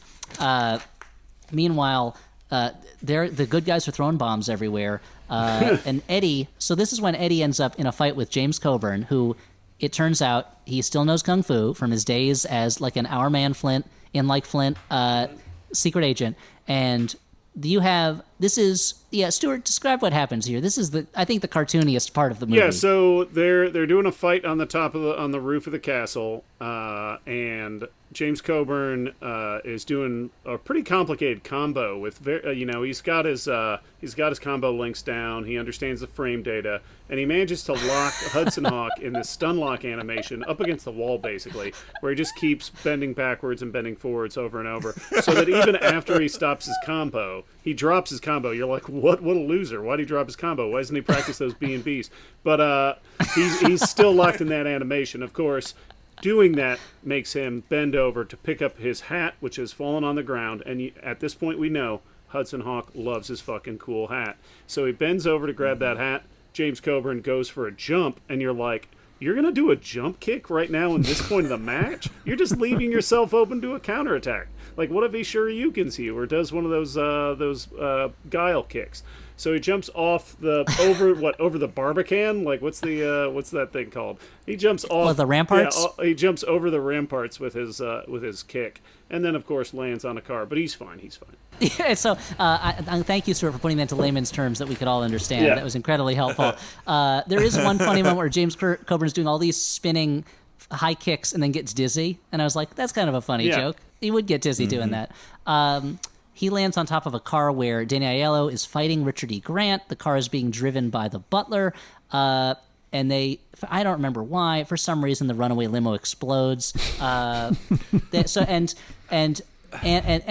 you're like, okay, the movie is over, right? Good. The movie is over. They defeated the bad guys. Au contraire, my friend, that was the end of Act 2. Because the Mayflowers, they capture Eddie and Anna. I don't know how they survived. It doesn't make any sense. Eddie assembles the gold machine crystals for them. Don't know how he knows how to do that. It's something that I guess you were supposed to have to read a Da Vinci Codex to know how to do that. Yeah. But Eddie is just a master thief who knows the lengths of all the songs, so of course he can reconstruct the work of a Renaissance master.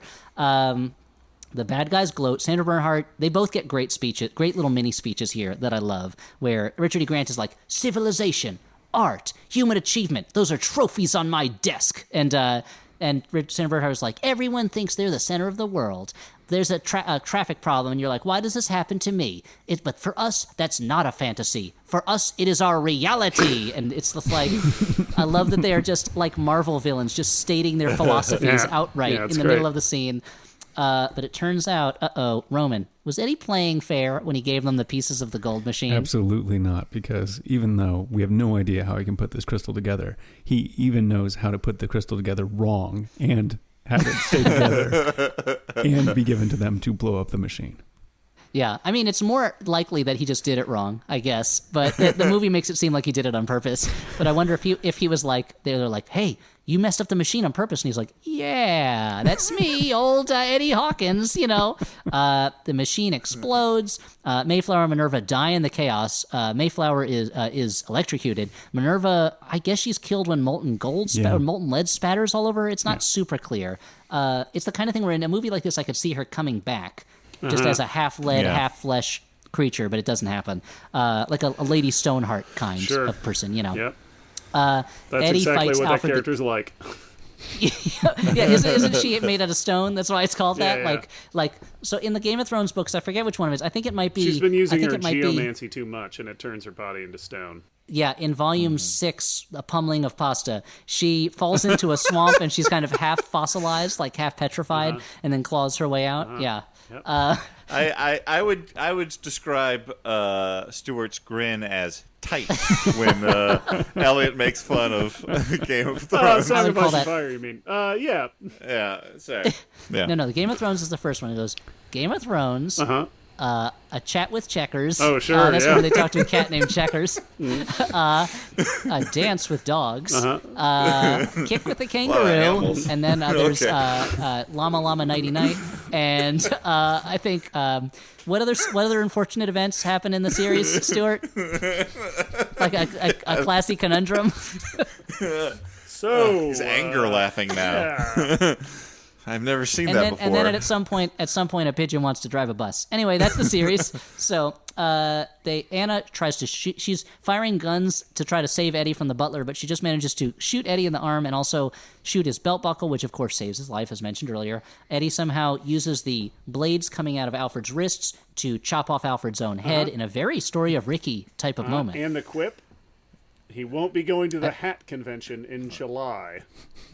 And now, I love that joke, I love and here's that. why. One, it's based on nothing. And the character, I think, wears a hat once, and I think we and know the that specificity. Hudson Hawk loves hats, Elliot. Well, the specificity of July makes me think that this is a real event Hudson Hawk is going to and thinks everybody else knows about. And so they'd be like, haha, yeah, we get it, the hat convention. But I wish there was a beat of Andy McDowell being like, is there a hat convention? Like, I don't understand. It's such a weirdly specific off-base quip. Yeah. Anyway, there's only good one stuff. way. Oh, they also kill Minerva's dog for no reason. With what, like a crossbow bolt or something? I don't remember. No, it's a Fires ball. Like, yeah, throws fires a a ball fire. and knocks him out the window. Oh, right. That's right. He shoots him with a tennis ball cannon That's right. out a window. And you they describe that with all the sympathy of being a noted animal lover. I mean, I care about all living things. I did say there was no reason to do it, that's fair. but What I like about this I action mean, sequence, I do not advocate violence against any form of animal or human, but the dog was attacking them. Let's not say there was no reason. They had a motivation. Now, they should not have killed the dog. Let me be clear about that. yeah. But, it's not like Hudson Hawk on the way out was like, and fuck you, dog. I mean, I might have liked it more if he did that and then just kicked the dog out the window. But okay, so Yeah. there's only one way to escape this castle. Hey, guys, was there a special Da Vinci device that we saw in the opening of the movie Nope. that we have not seen nor heard about since then? I think there was. And what was it? What was it? Think back. Think back. It really It was glaring in the first scene because there was no reason for it to be there. It was one of those gliders, right? That's those, right. Da Vinci gliders. One of those gliders, one of those Batwing gliders. They managed to fly it off, and it's almost okay. So in Howard the Duck, there's a very long sequence where Howard and Tim Robbins are riding around in a little gyroplane. It takes forever. Imagine the exact opposite of that. As Andy McDowell and Bruce Willis get on this glider, there's one moment or two of them being worried, and then they're like, "We did it!" and they land. And it was like, wait, was this supposed to be funny or exciting? I don't know. And it looks terrible. So I imagine that in the edit they were like, "This looks awful. Like, let's just not have a lot of this." And also, the movie should have been over 10 minutes ago when they killed the bad guys the first time. But anyway, they land in a picturesque Italian village and kiss. Hey, guess who happens to be there by the logic of the movie? It's Tommy. He's there and he's alive, and they joke about how ridiculous it all is. And guess what Eddie finally gets?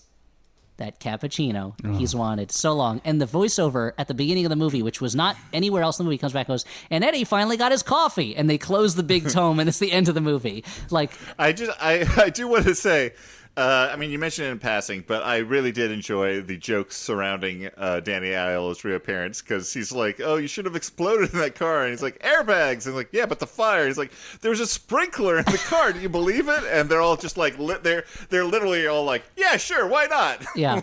They are so openly not even caring about the fact that he was just in a car explosion. Like, Yeah. I think that the rest of the movie would have done better with that tone of knowing that you're in a Yeah. dumb movie. Yes. in a way, like but there again, it just sort of sticks out as being so odd, like it's like it's a movie. It's kind of like an Austin Powers in a way, where it's like we're gonna do a throwback. It's gonna be really goofy. The characters are gonna stretch the reality of the movie to such an extent that by the end of it, nobody believes in that reality, but they're still having a good time. But they just couldn't stick the landing or the takeoff or the flight in between. And the in-flight meal wasn't very good. And also they ran out of soda like halfway through the flight. And also when they brought you a bag of peanuts, there was a hole in the bag and a spider had crawled into the bag. And you opened it up and the guy next to you was like, spider? I hardly know her. And you're like, that doesn't make sense as a joke. Like that's... I think that's a perfect lead-in to Final Judgments about whether this was a good bad movie, a bad movie, or a movie you kind of like. Guys, like I said, I tried to watch this a couple times before when I was younger and just sort of like lost interest. And now I don't know why, because there's constantly stuff going on. I think that there's like multiple factors at play. Like I said, I didn't bring any preconceived notions this time to it. Unlike Roman, I don't find Bruce Willis's smugness more insufferable as I grow older. I find that I have a ironic appreciation for it as part of the persona of who Bruce Willis is now. Okay, you'll get to the Jeff Bridges stage eventually. Guys, I'd never seen this movie. Like Ishtar, it just lived in my mind as a movie with a bad reputation. And unlike Ishtar, which I do not like at all, by the end of it, I was like, you know what, Hudson Hawk, you're a movie I kind of like. You're not good, but I have to admit, like, the things that made this totally unswallowable for the audiences of 1991 are the exact things that are refreshing to me about it now, where it's like, whatever you can say about this movie, it was not made by a studio committee trying to be as safe as possible. Like, this is a bonkers movie, and knowing that it is much like Nothing But Trouble is the clearest mirror of the warped psyche of Dan Aykroyd, knowing that this is kind of the movie that plays in Bruce Willis's head when he thinks about making a movie, that kind of adds a little bit of extra meaning to it for me. It was unfairly maligned at the time, and I feel like now there are a bunch of people who claim that it's this misunderstood masterpiece, which is just contrarian hipster nonsense. It does exist in the middle. I think that, like, people... There's a weird lack of nuance to people's opinions nowadays, perhaps because of the internet, where they can't justify liking something if it's not actually awesome. Like, it's like, no, you're right, you're wrong, this movie is amazing. I wouldn't say this movie's amazing, but this movie is a lot more fun than I thought it would be, and I kind of liked it. Yeah, I would say, I don't know, I feel like this is probably the closest. I feel like this is a solid, good, bad movie. There's parts of it that I like. There's parts of it that are not so good. You were going to do an Italian accent there, and you didn't do it. I'm trying to be better about that. It's appropriate to the film. It was, it was a character. I'm doing a character. I definitely have. I have a lot of affection for this movie. If this movie was a person, I would hand it my Nintendo Switch and say, "Would you play Nintendo with me?" Yeah, that's fair. That's fair. I think I'm right where you guys are. It's like, I think 30 years ago, it was a movie I kind of liked. I think now I think of it more as a good, bad movie because my tolerance for Bruce Willis's smug face has dropped a lot since then. But it's also like, it is going for it. And you got to admire that. It was during that phase of where action movie writers and directors kind of like Last Action Hero and where they were bored with action movies, but like the audience was not bored with action movies yet. So they were doing these meta commentaries on action movies, but the audience was like, I like action movies. I want Arnold Schwarzenegger to go back to where he was. They're like, wait, can I not watch Bruce Willis just be a cat burglar? Exactly. Like, does it have to be like in a crazy world? Like, and so it sort of has this interesting time capsule in that sense. But yeah, I think it's pretty enjoyable. I watched it twice in preparation for this, and that was about my limit. Like I'm not going to be seeing it again for another 30 years. Yeah. But it is in that. It's really right down the middle to me, to a good bad movie, and a movie I kind of liked.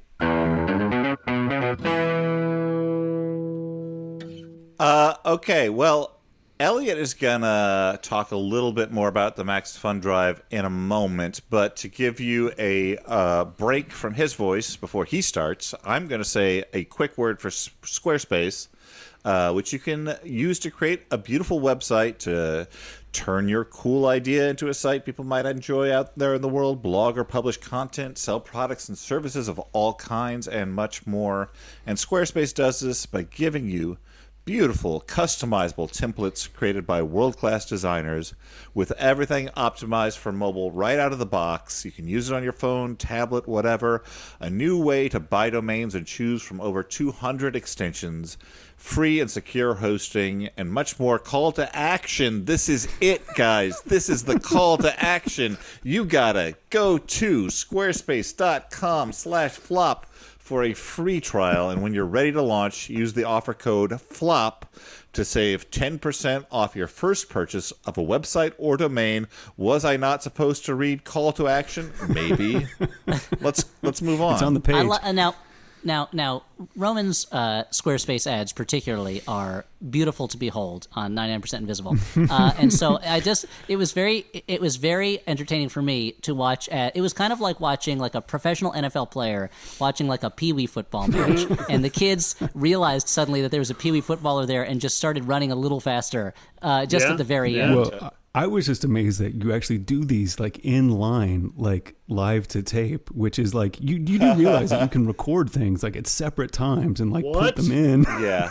Never heard of it. Yeah, no, we do things. True. And we wouldn't have to have our guests just sit around for them, I guess. Yep, no, we do things Steve Allen style, all live. I love it. It was watching the magic unfold like that was really something. It was really something. Now, normally I would then make up some kind of silly website that maybe Squarespace could help me with that's based somewhat on the movie. Like, for instance, ismygirlfriendanun.com. Yeah. Your site to find out whether your girlfriend is secretly a nun and also a secret agent, but, mostly the nun thing. But we don't have time for that, because here's a website I'm going to tell you about. It's called MaximumFun.org/join. You don't want to do a ad for spaghetti thermoses or something? Oh, yeah, we never even talked about spaghetti thermoses. Yeah, what the fuck? All right. Okay. Oh, sorry. Okay. So here's a website called findmecoffee.com. Hey, have you ever just landed in a glider in a little Italian village and you're not sure if they serve coffee there? Just log on to findmecoffee.com. It'll show you where the coffee is. Anyway, but MaximumFun.org/join is the site I want to talk about because, again, it is pledge time. We've been hearing a lot from our great listeners and how much this show means for them. I've been getting a lot of tweets about it, and it's been really wonderful. And it's been really, just uplifting to us to find out how people feel about the show and how much it means to them, and especially economically uplifting to find out how much it means to them in monetary form. So here's the ask. We're going to be asking of you. We're going to ask you to think about, hey, what can you afford in this time, as mentioned before? And also, you didn't need the mention because you know it's a hard time. It's a hard time right now. It's not an easy time to be throwing money at guys talking about Hudson Hawk and making Dan mad on a weekly now basis. But we appreciate you in continuing or increasing your support. Now I'm imagining my enemies, whoever they may be out in the world, secretly funding this podcast just so I get mad. Like, eventually, Dan will literally blow his top, and then we'll have our revenge.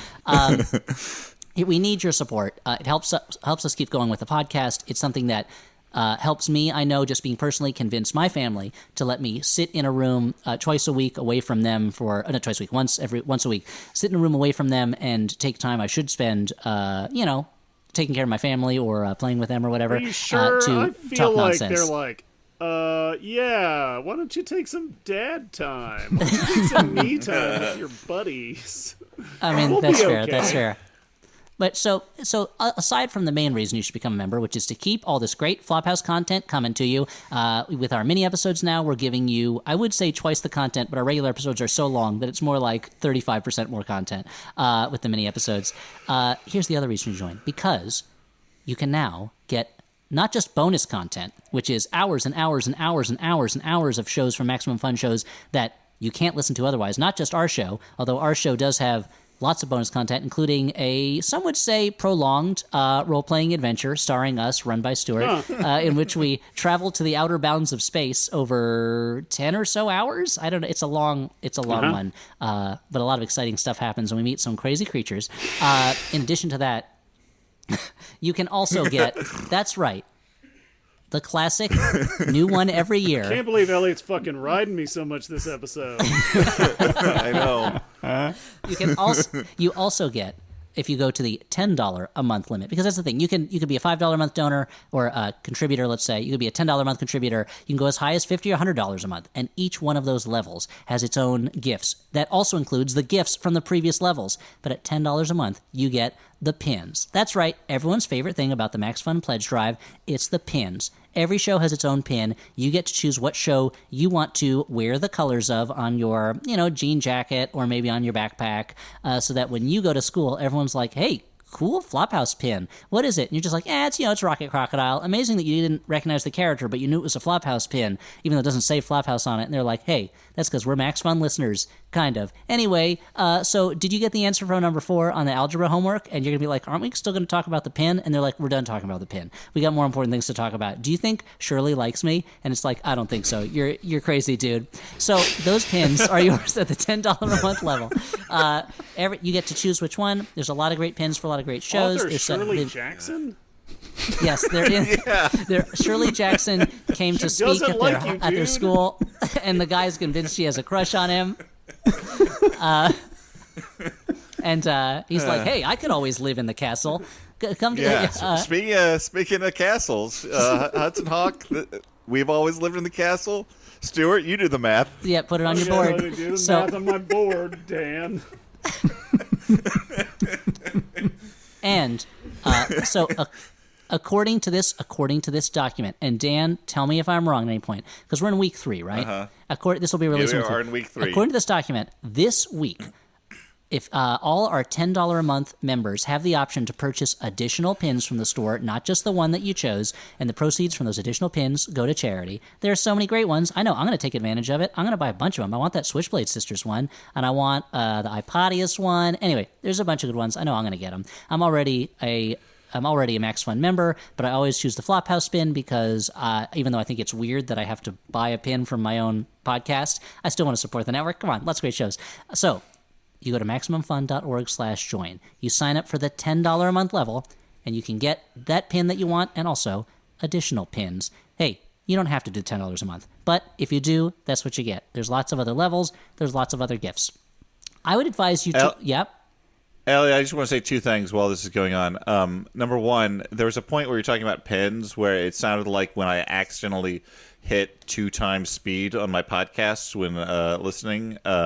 You just, I don't know. It was like, I don't know. You shifted into Micro Machines guy, and I was very impressed. Thanks. Number 2, as long as we're talking about Max Fun things that happened this week, I just want to quickly plug, if you go to the Max Fun YouTube page, I did a charity dinner for Meals on Wheels with some other Max Fun podcasters that you can see. It streamed live, but you can always donate to Meals on Wheels and watch the YouTube dinner party. Back to you, Elliot, in the studio. Thank you. So, please, I would advise you to go to MaximumFun.org/join now while you are thinking about it. I know that it took me weeks and weeks to remember to donate to a recent charity that I wanted to donate to. I donate to charities regularly, but this particular one I kept forgetting. Don't let that happen to you. Go to MaximumFun.org/join now. Are you in a car driving listening to this? Pull over. Pull over and get your phone out. Are you on public transportation? Wow. Even better. You don't have to pull over. Just keep going. So if you're at this is the chill Max Fun drive? If you're if you're on a plane right now, urgency. He's doing parachute it right. out of that plane. Get a signal. Right. If you're at a funeral right now, I don't know why you're listening to this at a funeral, but like you're already listening to your phone. Just take it out and make the donation. Just go. If you're at a wedding right now, same thing. You should do it now before you forget. And I want to say thank you. It means a lot to us that anyone is interested in listening to what is, let's just face it, nonsense, and that it means enough to people for them to really reach into their pockets and help us out in making it happen. This is a strange time. This show, I know, has provided a real outlet for me. It seems like for a lot of our listeners, it's also provided a kind of special outlet where they can escape the cares and woes of the world and, like the prisoners at the end of Sullivan's Travels, laugh for a few moments before returning to the drudgery and hell that is life. So please, why not help keep that brief, shining moment of pleasure in an otherwise blasted and tear-filled veil that we live in? Yeah. And just join us at MaximumFun.org/join. Become a member. If you're already a member, consider upgrading. And if you're not a member, if you don't become a member, thank you still for listening, but still consider becoming a member. Like, come on. So guys. let's do a quick little post-mortem of that little pledge break there. I feel like The pitches to this week have been a little more psychological than I'm comfortable with. Like, I mean, whether it be like playing on people's psychological weaknesses right now, or just sort of veering into kind of a nihilistic view of everything. Well, now you know that would this, be my. This is also how my home life goes. Like Samuel will be like, "I love you, Daddy," and I'm like, "Do you love me?" Because and then I shake a tip jar. I'm not seeing a lot in the old TJ. And then he's got to put some bills in there, and I'm like, "Oh, you do love me," or like he'll put some coins, and I'm like, "Oh, I guess Sammy doesn't love me as much as he did yesterday." But and he's not like, "Sorry, too much, Dad." because then he's just doing a flex, and you're like, "Fuck you, dude!" Like, Exactly. stop trying to buy my attention. And next week for the pledge drive, we'll do reverse psychology. We'll be like, "Hey, it's pledge drive. We don't even want you to pledge. Don't worry. Don't even do it. Don't become a member." And they'll be like, "Fuck you, Flophouse. I'll do whatever I want." And they'll become members, right? Maybe. Okay, I don't like this new psychological warfare direction we're going in. All right. But So Dan, what do we do next? Oh yeah. The next thing we do on the show is do a couple letters from listeners like you. If you want to write us a letter, go to the website and figure it out. I don't like saying it on the air because we get so many letters, and it's Okay, Dan. way too much for me to read. If I can for a moment do a postmortem on that. I feel like that was for someone who was ready to open the door on a kinder, gentler era of the Flophouse episode. Yeah. It seems like you really slammed that door shut in the faces of the listeners by saying, and I quote, "Hey, this is how you send us a letter. Go to hell." seems like a bit much. No, I love that you guys care. So- there have been so many touching letters over the years. I'm just No, really not tired. I no, apologize. no, not good. Doesn't. So okay. So God. let me just take a moment and say, "Hey, we're sorry from the Flophouse. We're sorry for Dan from the Flophouse. I'm sure that Stuart and I have said things today that may have caused a bit of dismay for listeners of the Flophouse, but even more than that, I'd just like to take this moment to chat and say, we're sorry for Dan from the Flophouse. We love when you write to us. It really makes us smile. We'd run for miles and miles and miles for a letter from you. And I know Dan makes it sound like torture that you reach out to us and empty your hearts with affection and love for the Flophouse. But Dan's just uncomfortable with feelings and emotions. It's the way he was raised in Eureka, Illinois. Yeah, you know what? I apologize to everyone. I feel like between this and Topeka, I've taken a hard left turn into meanness over the last few episodes. I'm sorry. Wow. Did you get that feedback from the overfull letters bag that you have that is crushing your body? Can barely tolerate. Yeah. Okay. Well, Mike last name withheld. This does remind me of funnily years ago when Ringo Starr released that video message where he was like, "Fans, I love you. Peace and love. You're the best. Do not write me any more letters. I will not write back. Peace and love. Do not write me letters." Well, he set himself an unreasonable thing when he said that he would write back. He wrote back to everything for years. I mean, that was foolish which of is him. insane. Yeah. Okay, Mike last name withheld writes, Peaches, as Stuart has noted earlier, a movie is a horror movie if a character dies, which makes me think that Waking Ned Devine is the best horror movie of all time. On that note, what is your favorite genre-defying or cross-genre movie?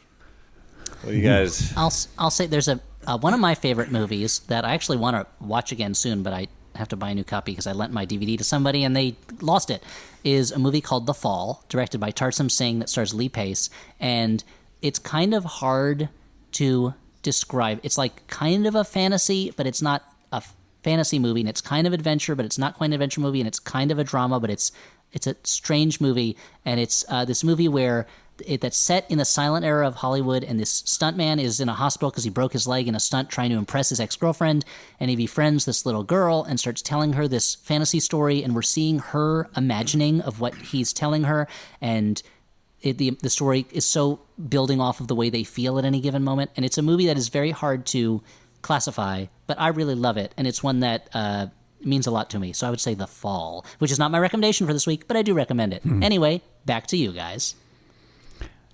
I think like that one, I think my favorite movie of all time, if I had to pick one, is probably Jaws. And I think because I think it's probably one of the best horror movies, the best buddy cop movie, the best adventure movie, the best disaster movie. It's a good family drama. I like movies that actually mix it up a lot in terms of genres.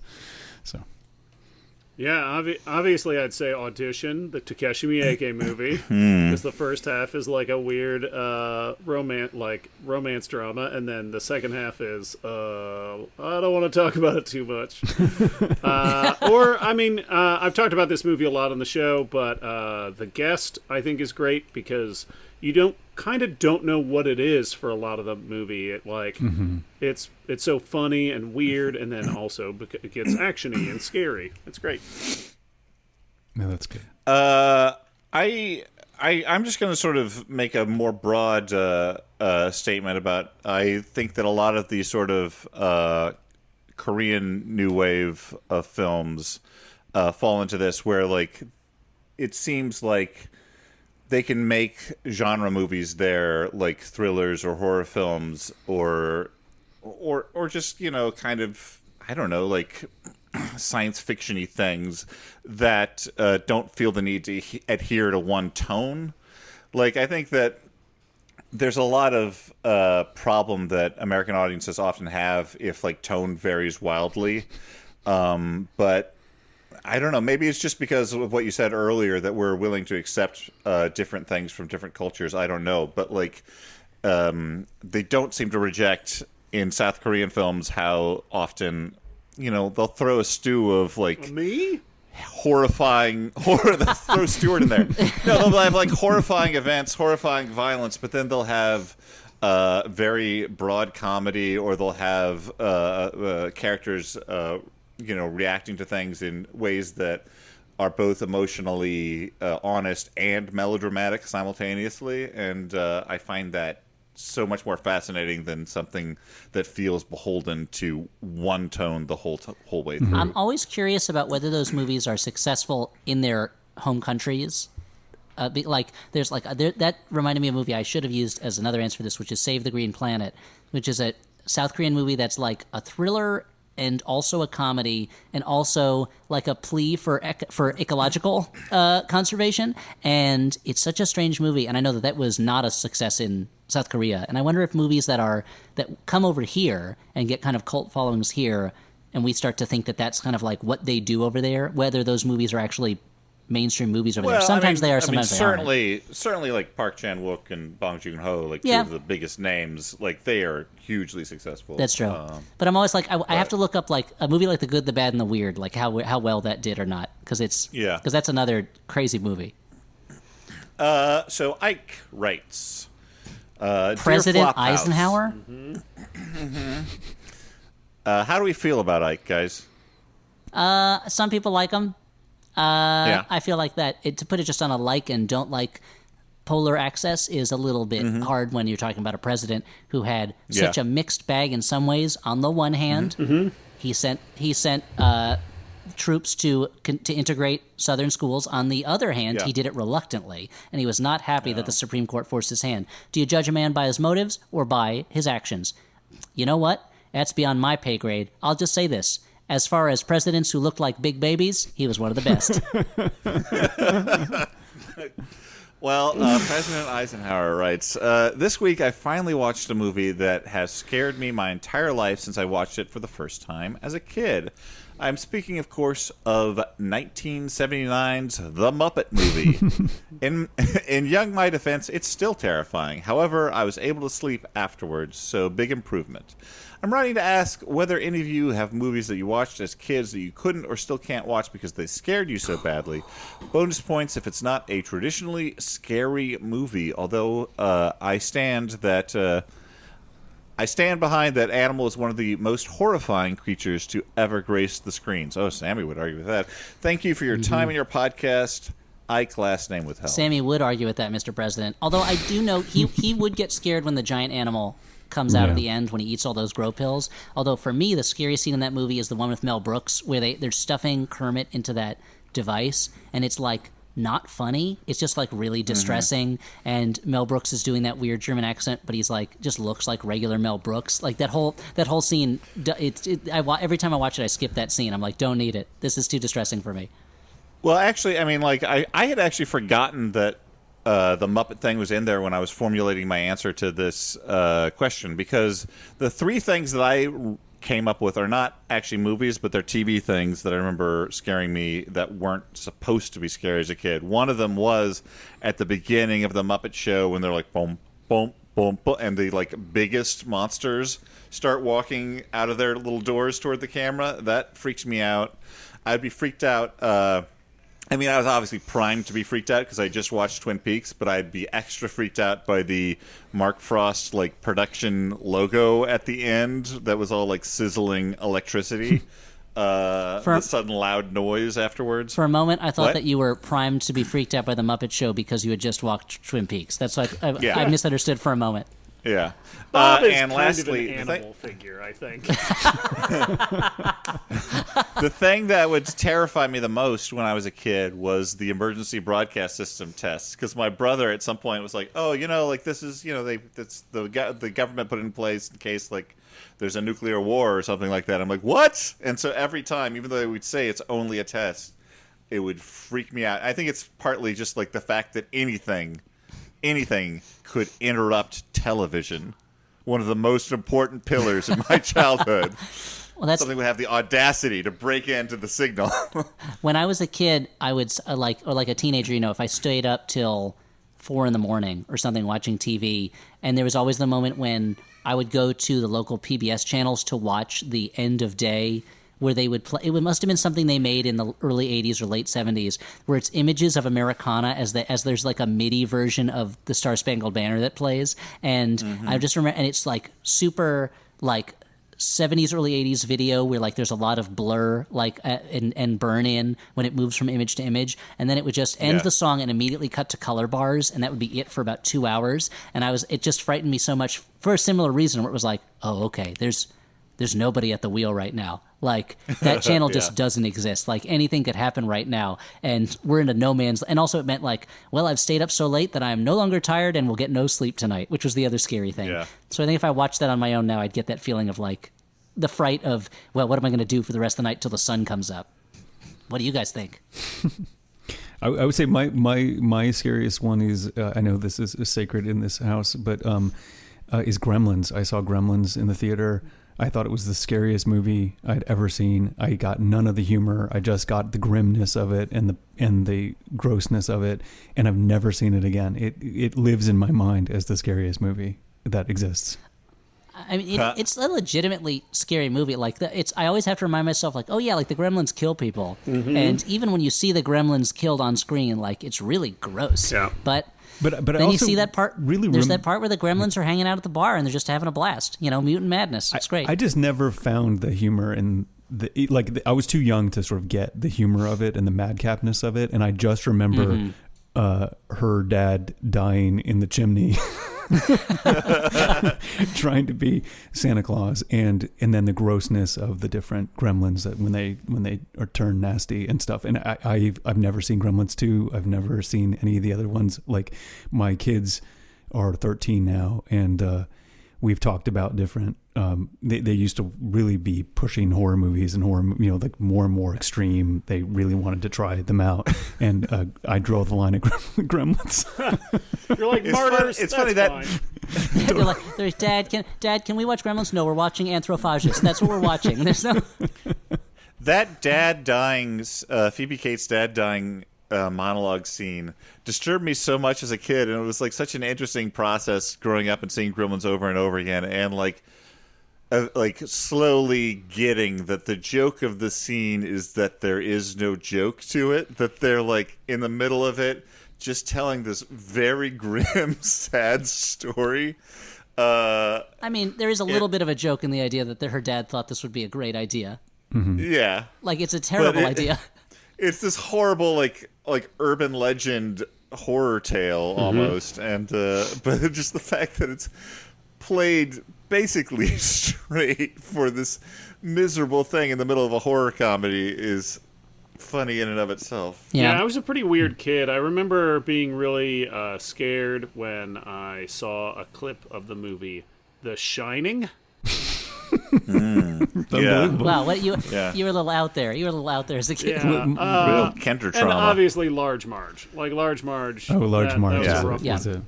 Yeah. Large Marge Classic. was the scariest thing. Large Marge and that taxi cab ghost in Ghostbusters were the two things that consistently I would cover my eyes for as a I think kid. there's an episode of, I think it was the Hogan Family that opens like it's a Halloween episode, and it opens with the characters as zombies. That was pretty scary.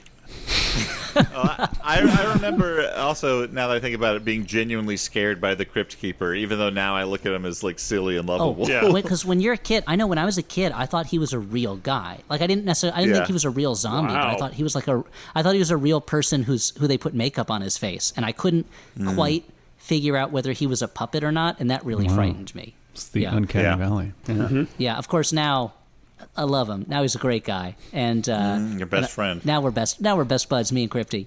But Yeah. kids are scared of stuff. Large Marge is the scariest thing in the world Yeah. when you're a kid, though. And as an adult, I watched it and I was like, this could be on Pee Wee's Playhouse. Like, it's so goofy. But and like I would know it was happening. Like, that's one of those things where as a kid you watch it again and you're like, I know this is going to happen, and I know it's going to be scary, and the anticipation is so frightening. Yeah. Yeah, you're like, you work yourself up, you start to vomit. It's horrible.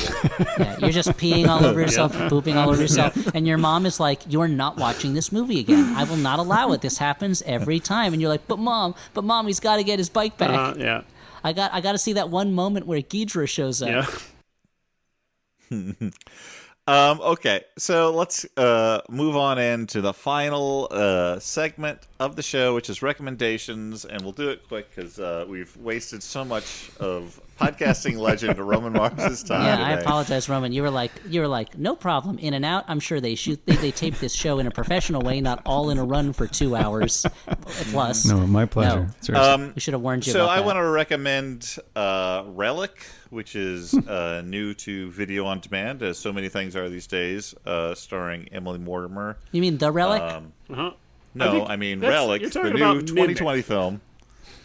No, talking about Relic. I think you're talking about Screamers.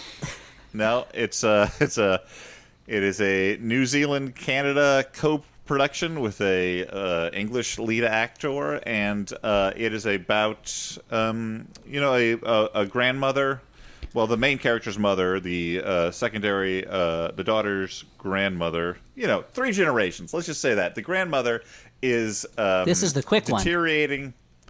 She is deteriorating in health. They go out to her house to take care of her, to look for her. Like, she's disappeared at the beginning of the movie. And it is a movie that is a horror film based on sort of the metaphor of the horror of seeing your parent deteriorate in that way.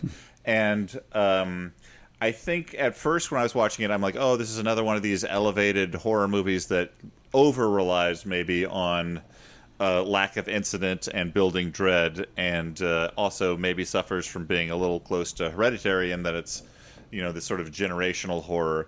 But then as it went on, I realized that it was like its own great thing. The third act does some really scary stuff with sort of the geography of the house that's fun.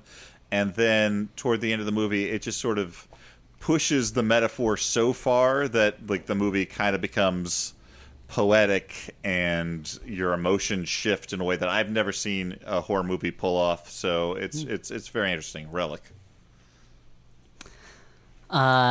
I'll go next real quick. I'm going to recommend a movie that I had mentioned on a previous mini as one that I was kind of going back and forth on recommending, and that's a 1972 Western called Buck and the Preacher, starring Sidney Poitier and Harry Belafonte. And it's the first movie that Sidney Poitier directed, and taking over the direction after being dissatisfied with the work of Joseph Sargent, director of my favorite movie, The Taking Pelham 1, 2, 3, and of course Jaws for the Revenge. But anyway, and it's a Western where there's a number of former slaves or former enslaved people are moving west to try to escape from becoming enforced kind of tenant farmers, and these militias from the South are trying to forcibly push them back, trying to kind of scare and bully them into coming back and working as tenant farmers.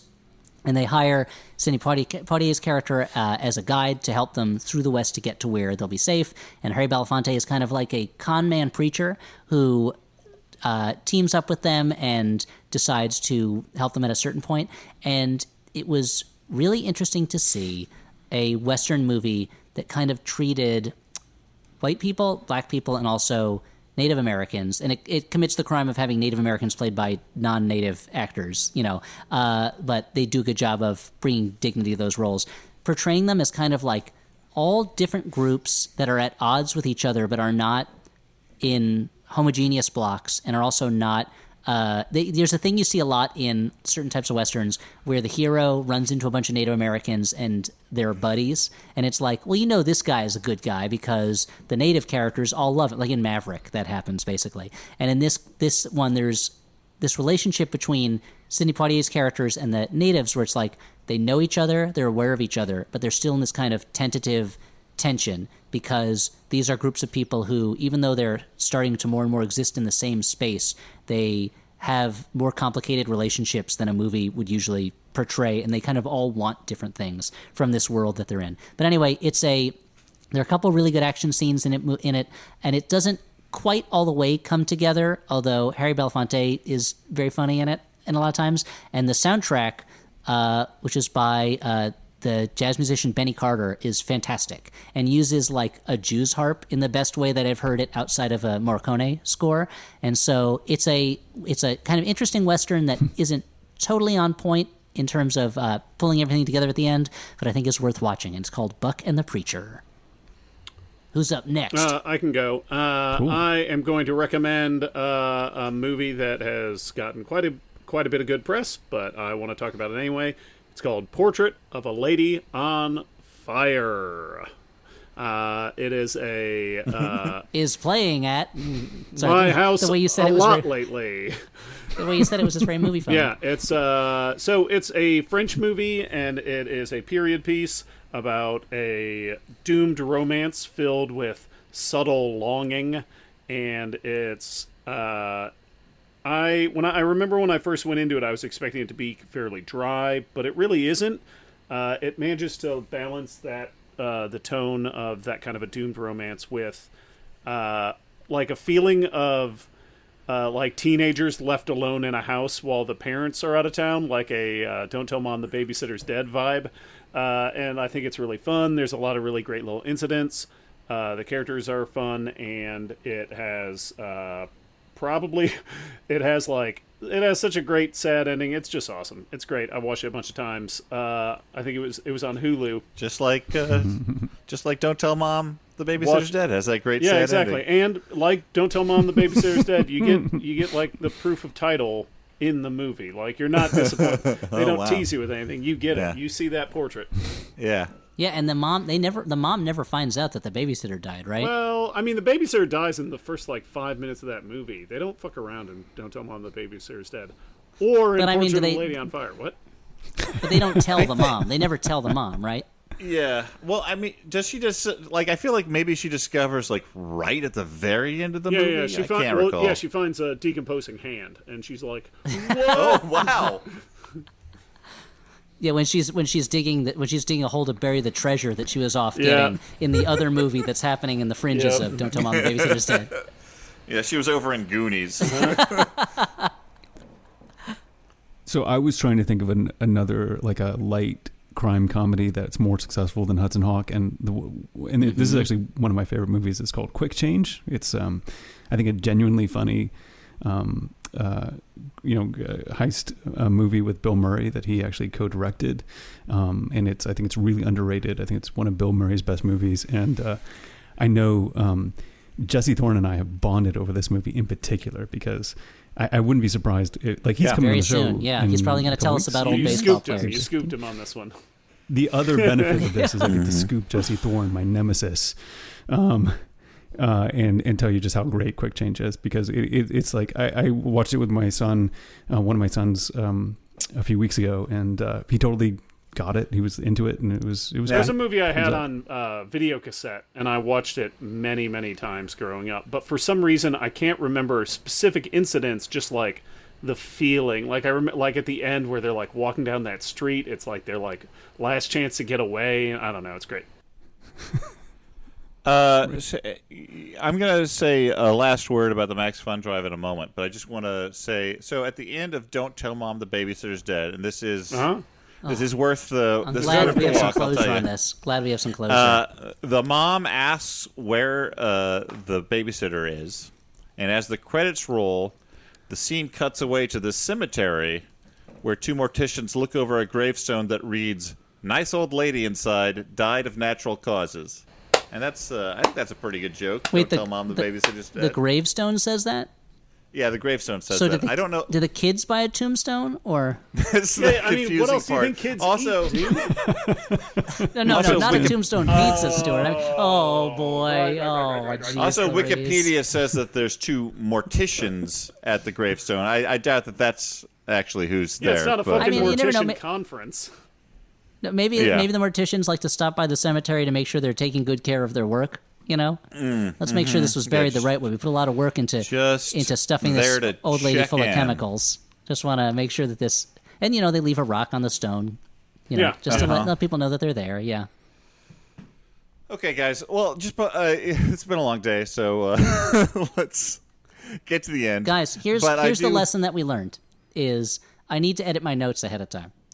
Yeah. I do want to say one more word in support of the Max Fun Drive. You can go to MaximumFun.org/join if you haven't had a chance to become a member yet or upgrade your membership. That is where you can go.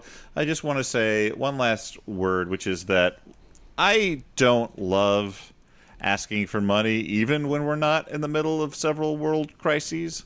So, it's a difficult thing. I also like stability, and I chose a job, comedy writing, that I'm sure I'm going to age out of very soon. So I've made a lot of bad choices, considering that we are listener-supported. But that is the point. We are listener-supported. As much as I may dislike coming to you hat in hand, we have to do it, and it's ultimately a good thing, because, as we've said before, being funded by people like you means that we can put on this show, which no one normally would pay for. Let's be honest, guys. Wow. But you like it. You like it, so you get the chance to keep entertainment that may not exist otherwise going. And for that, we are very grateful. Thank you if you're a person who donates. If you're not, if you don't have the means, believe me, we understand.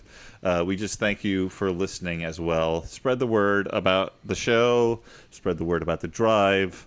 Thank you again so much for those who have given or plan to give to keep this show going. And just thanks. That's the main message we wanted to say here at the end. And thank you to Roman Mars for coming and being a guest on this bumpy ride, much like the movie Hudson Hawk. Roman, is there anything that you would like to tell us about or plug before you go? Oh, sure. So I do a show called 99% Invisible. It's about architecture and design, but really it's kind of about everything in the built world and how it what it speaks to us as what's important to us as humans. And actually we have our first book coming out on October 6th. It's co-authored by Kurt Kolstad, who works on the staff as digital director. And it's called The 99% Invisible City. And so we hope people will buy it and enjoy that. I'm intrigued. I love that stuff. Okay, I'm going to buy that book. You know what?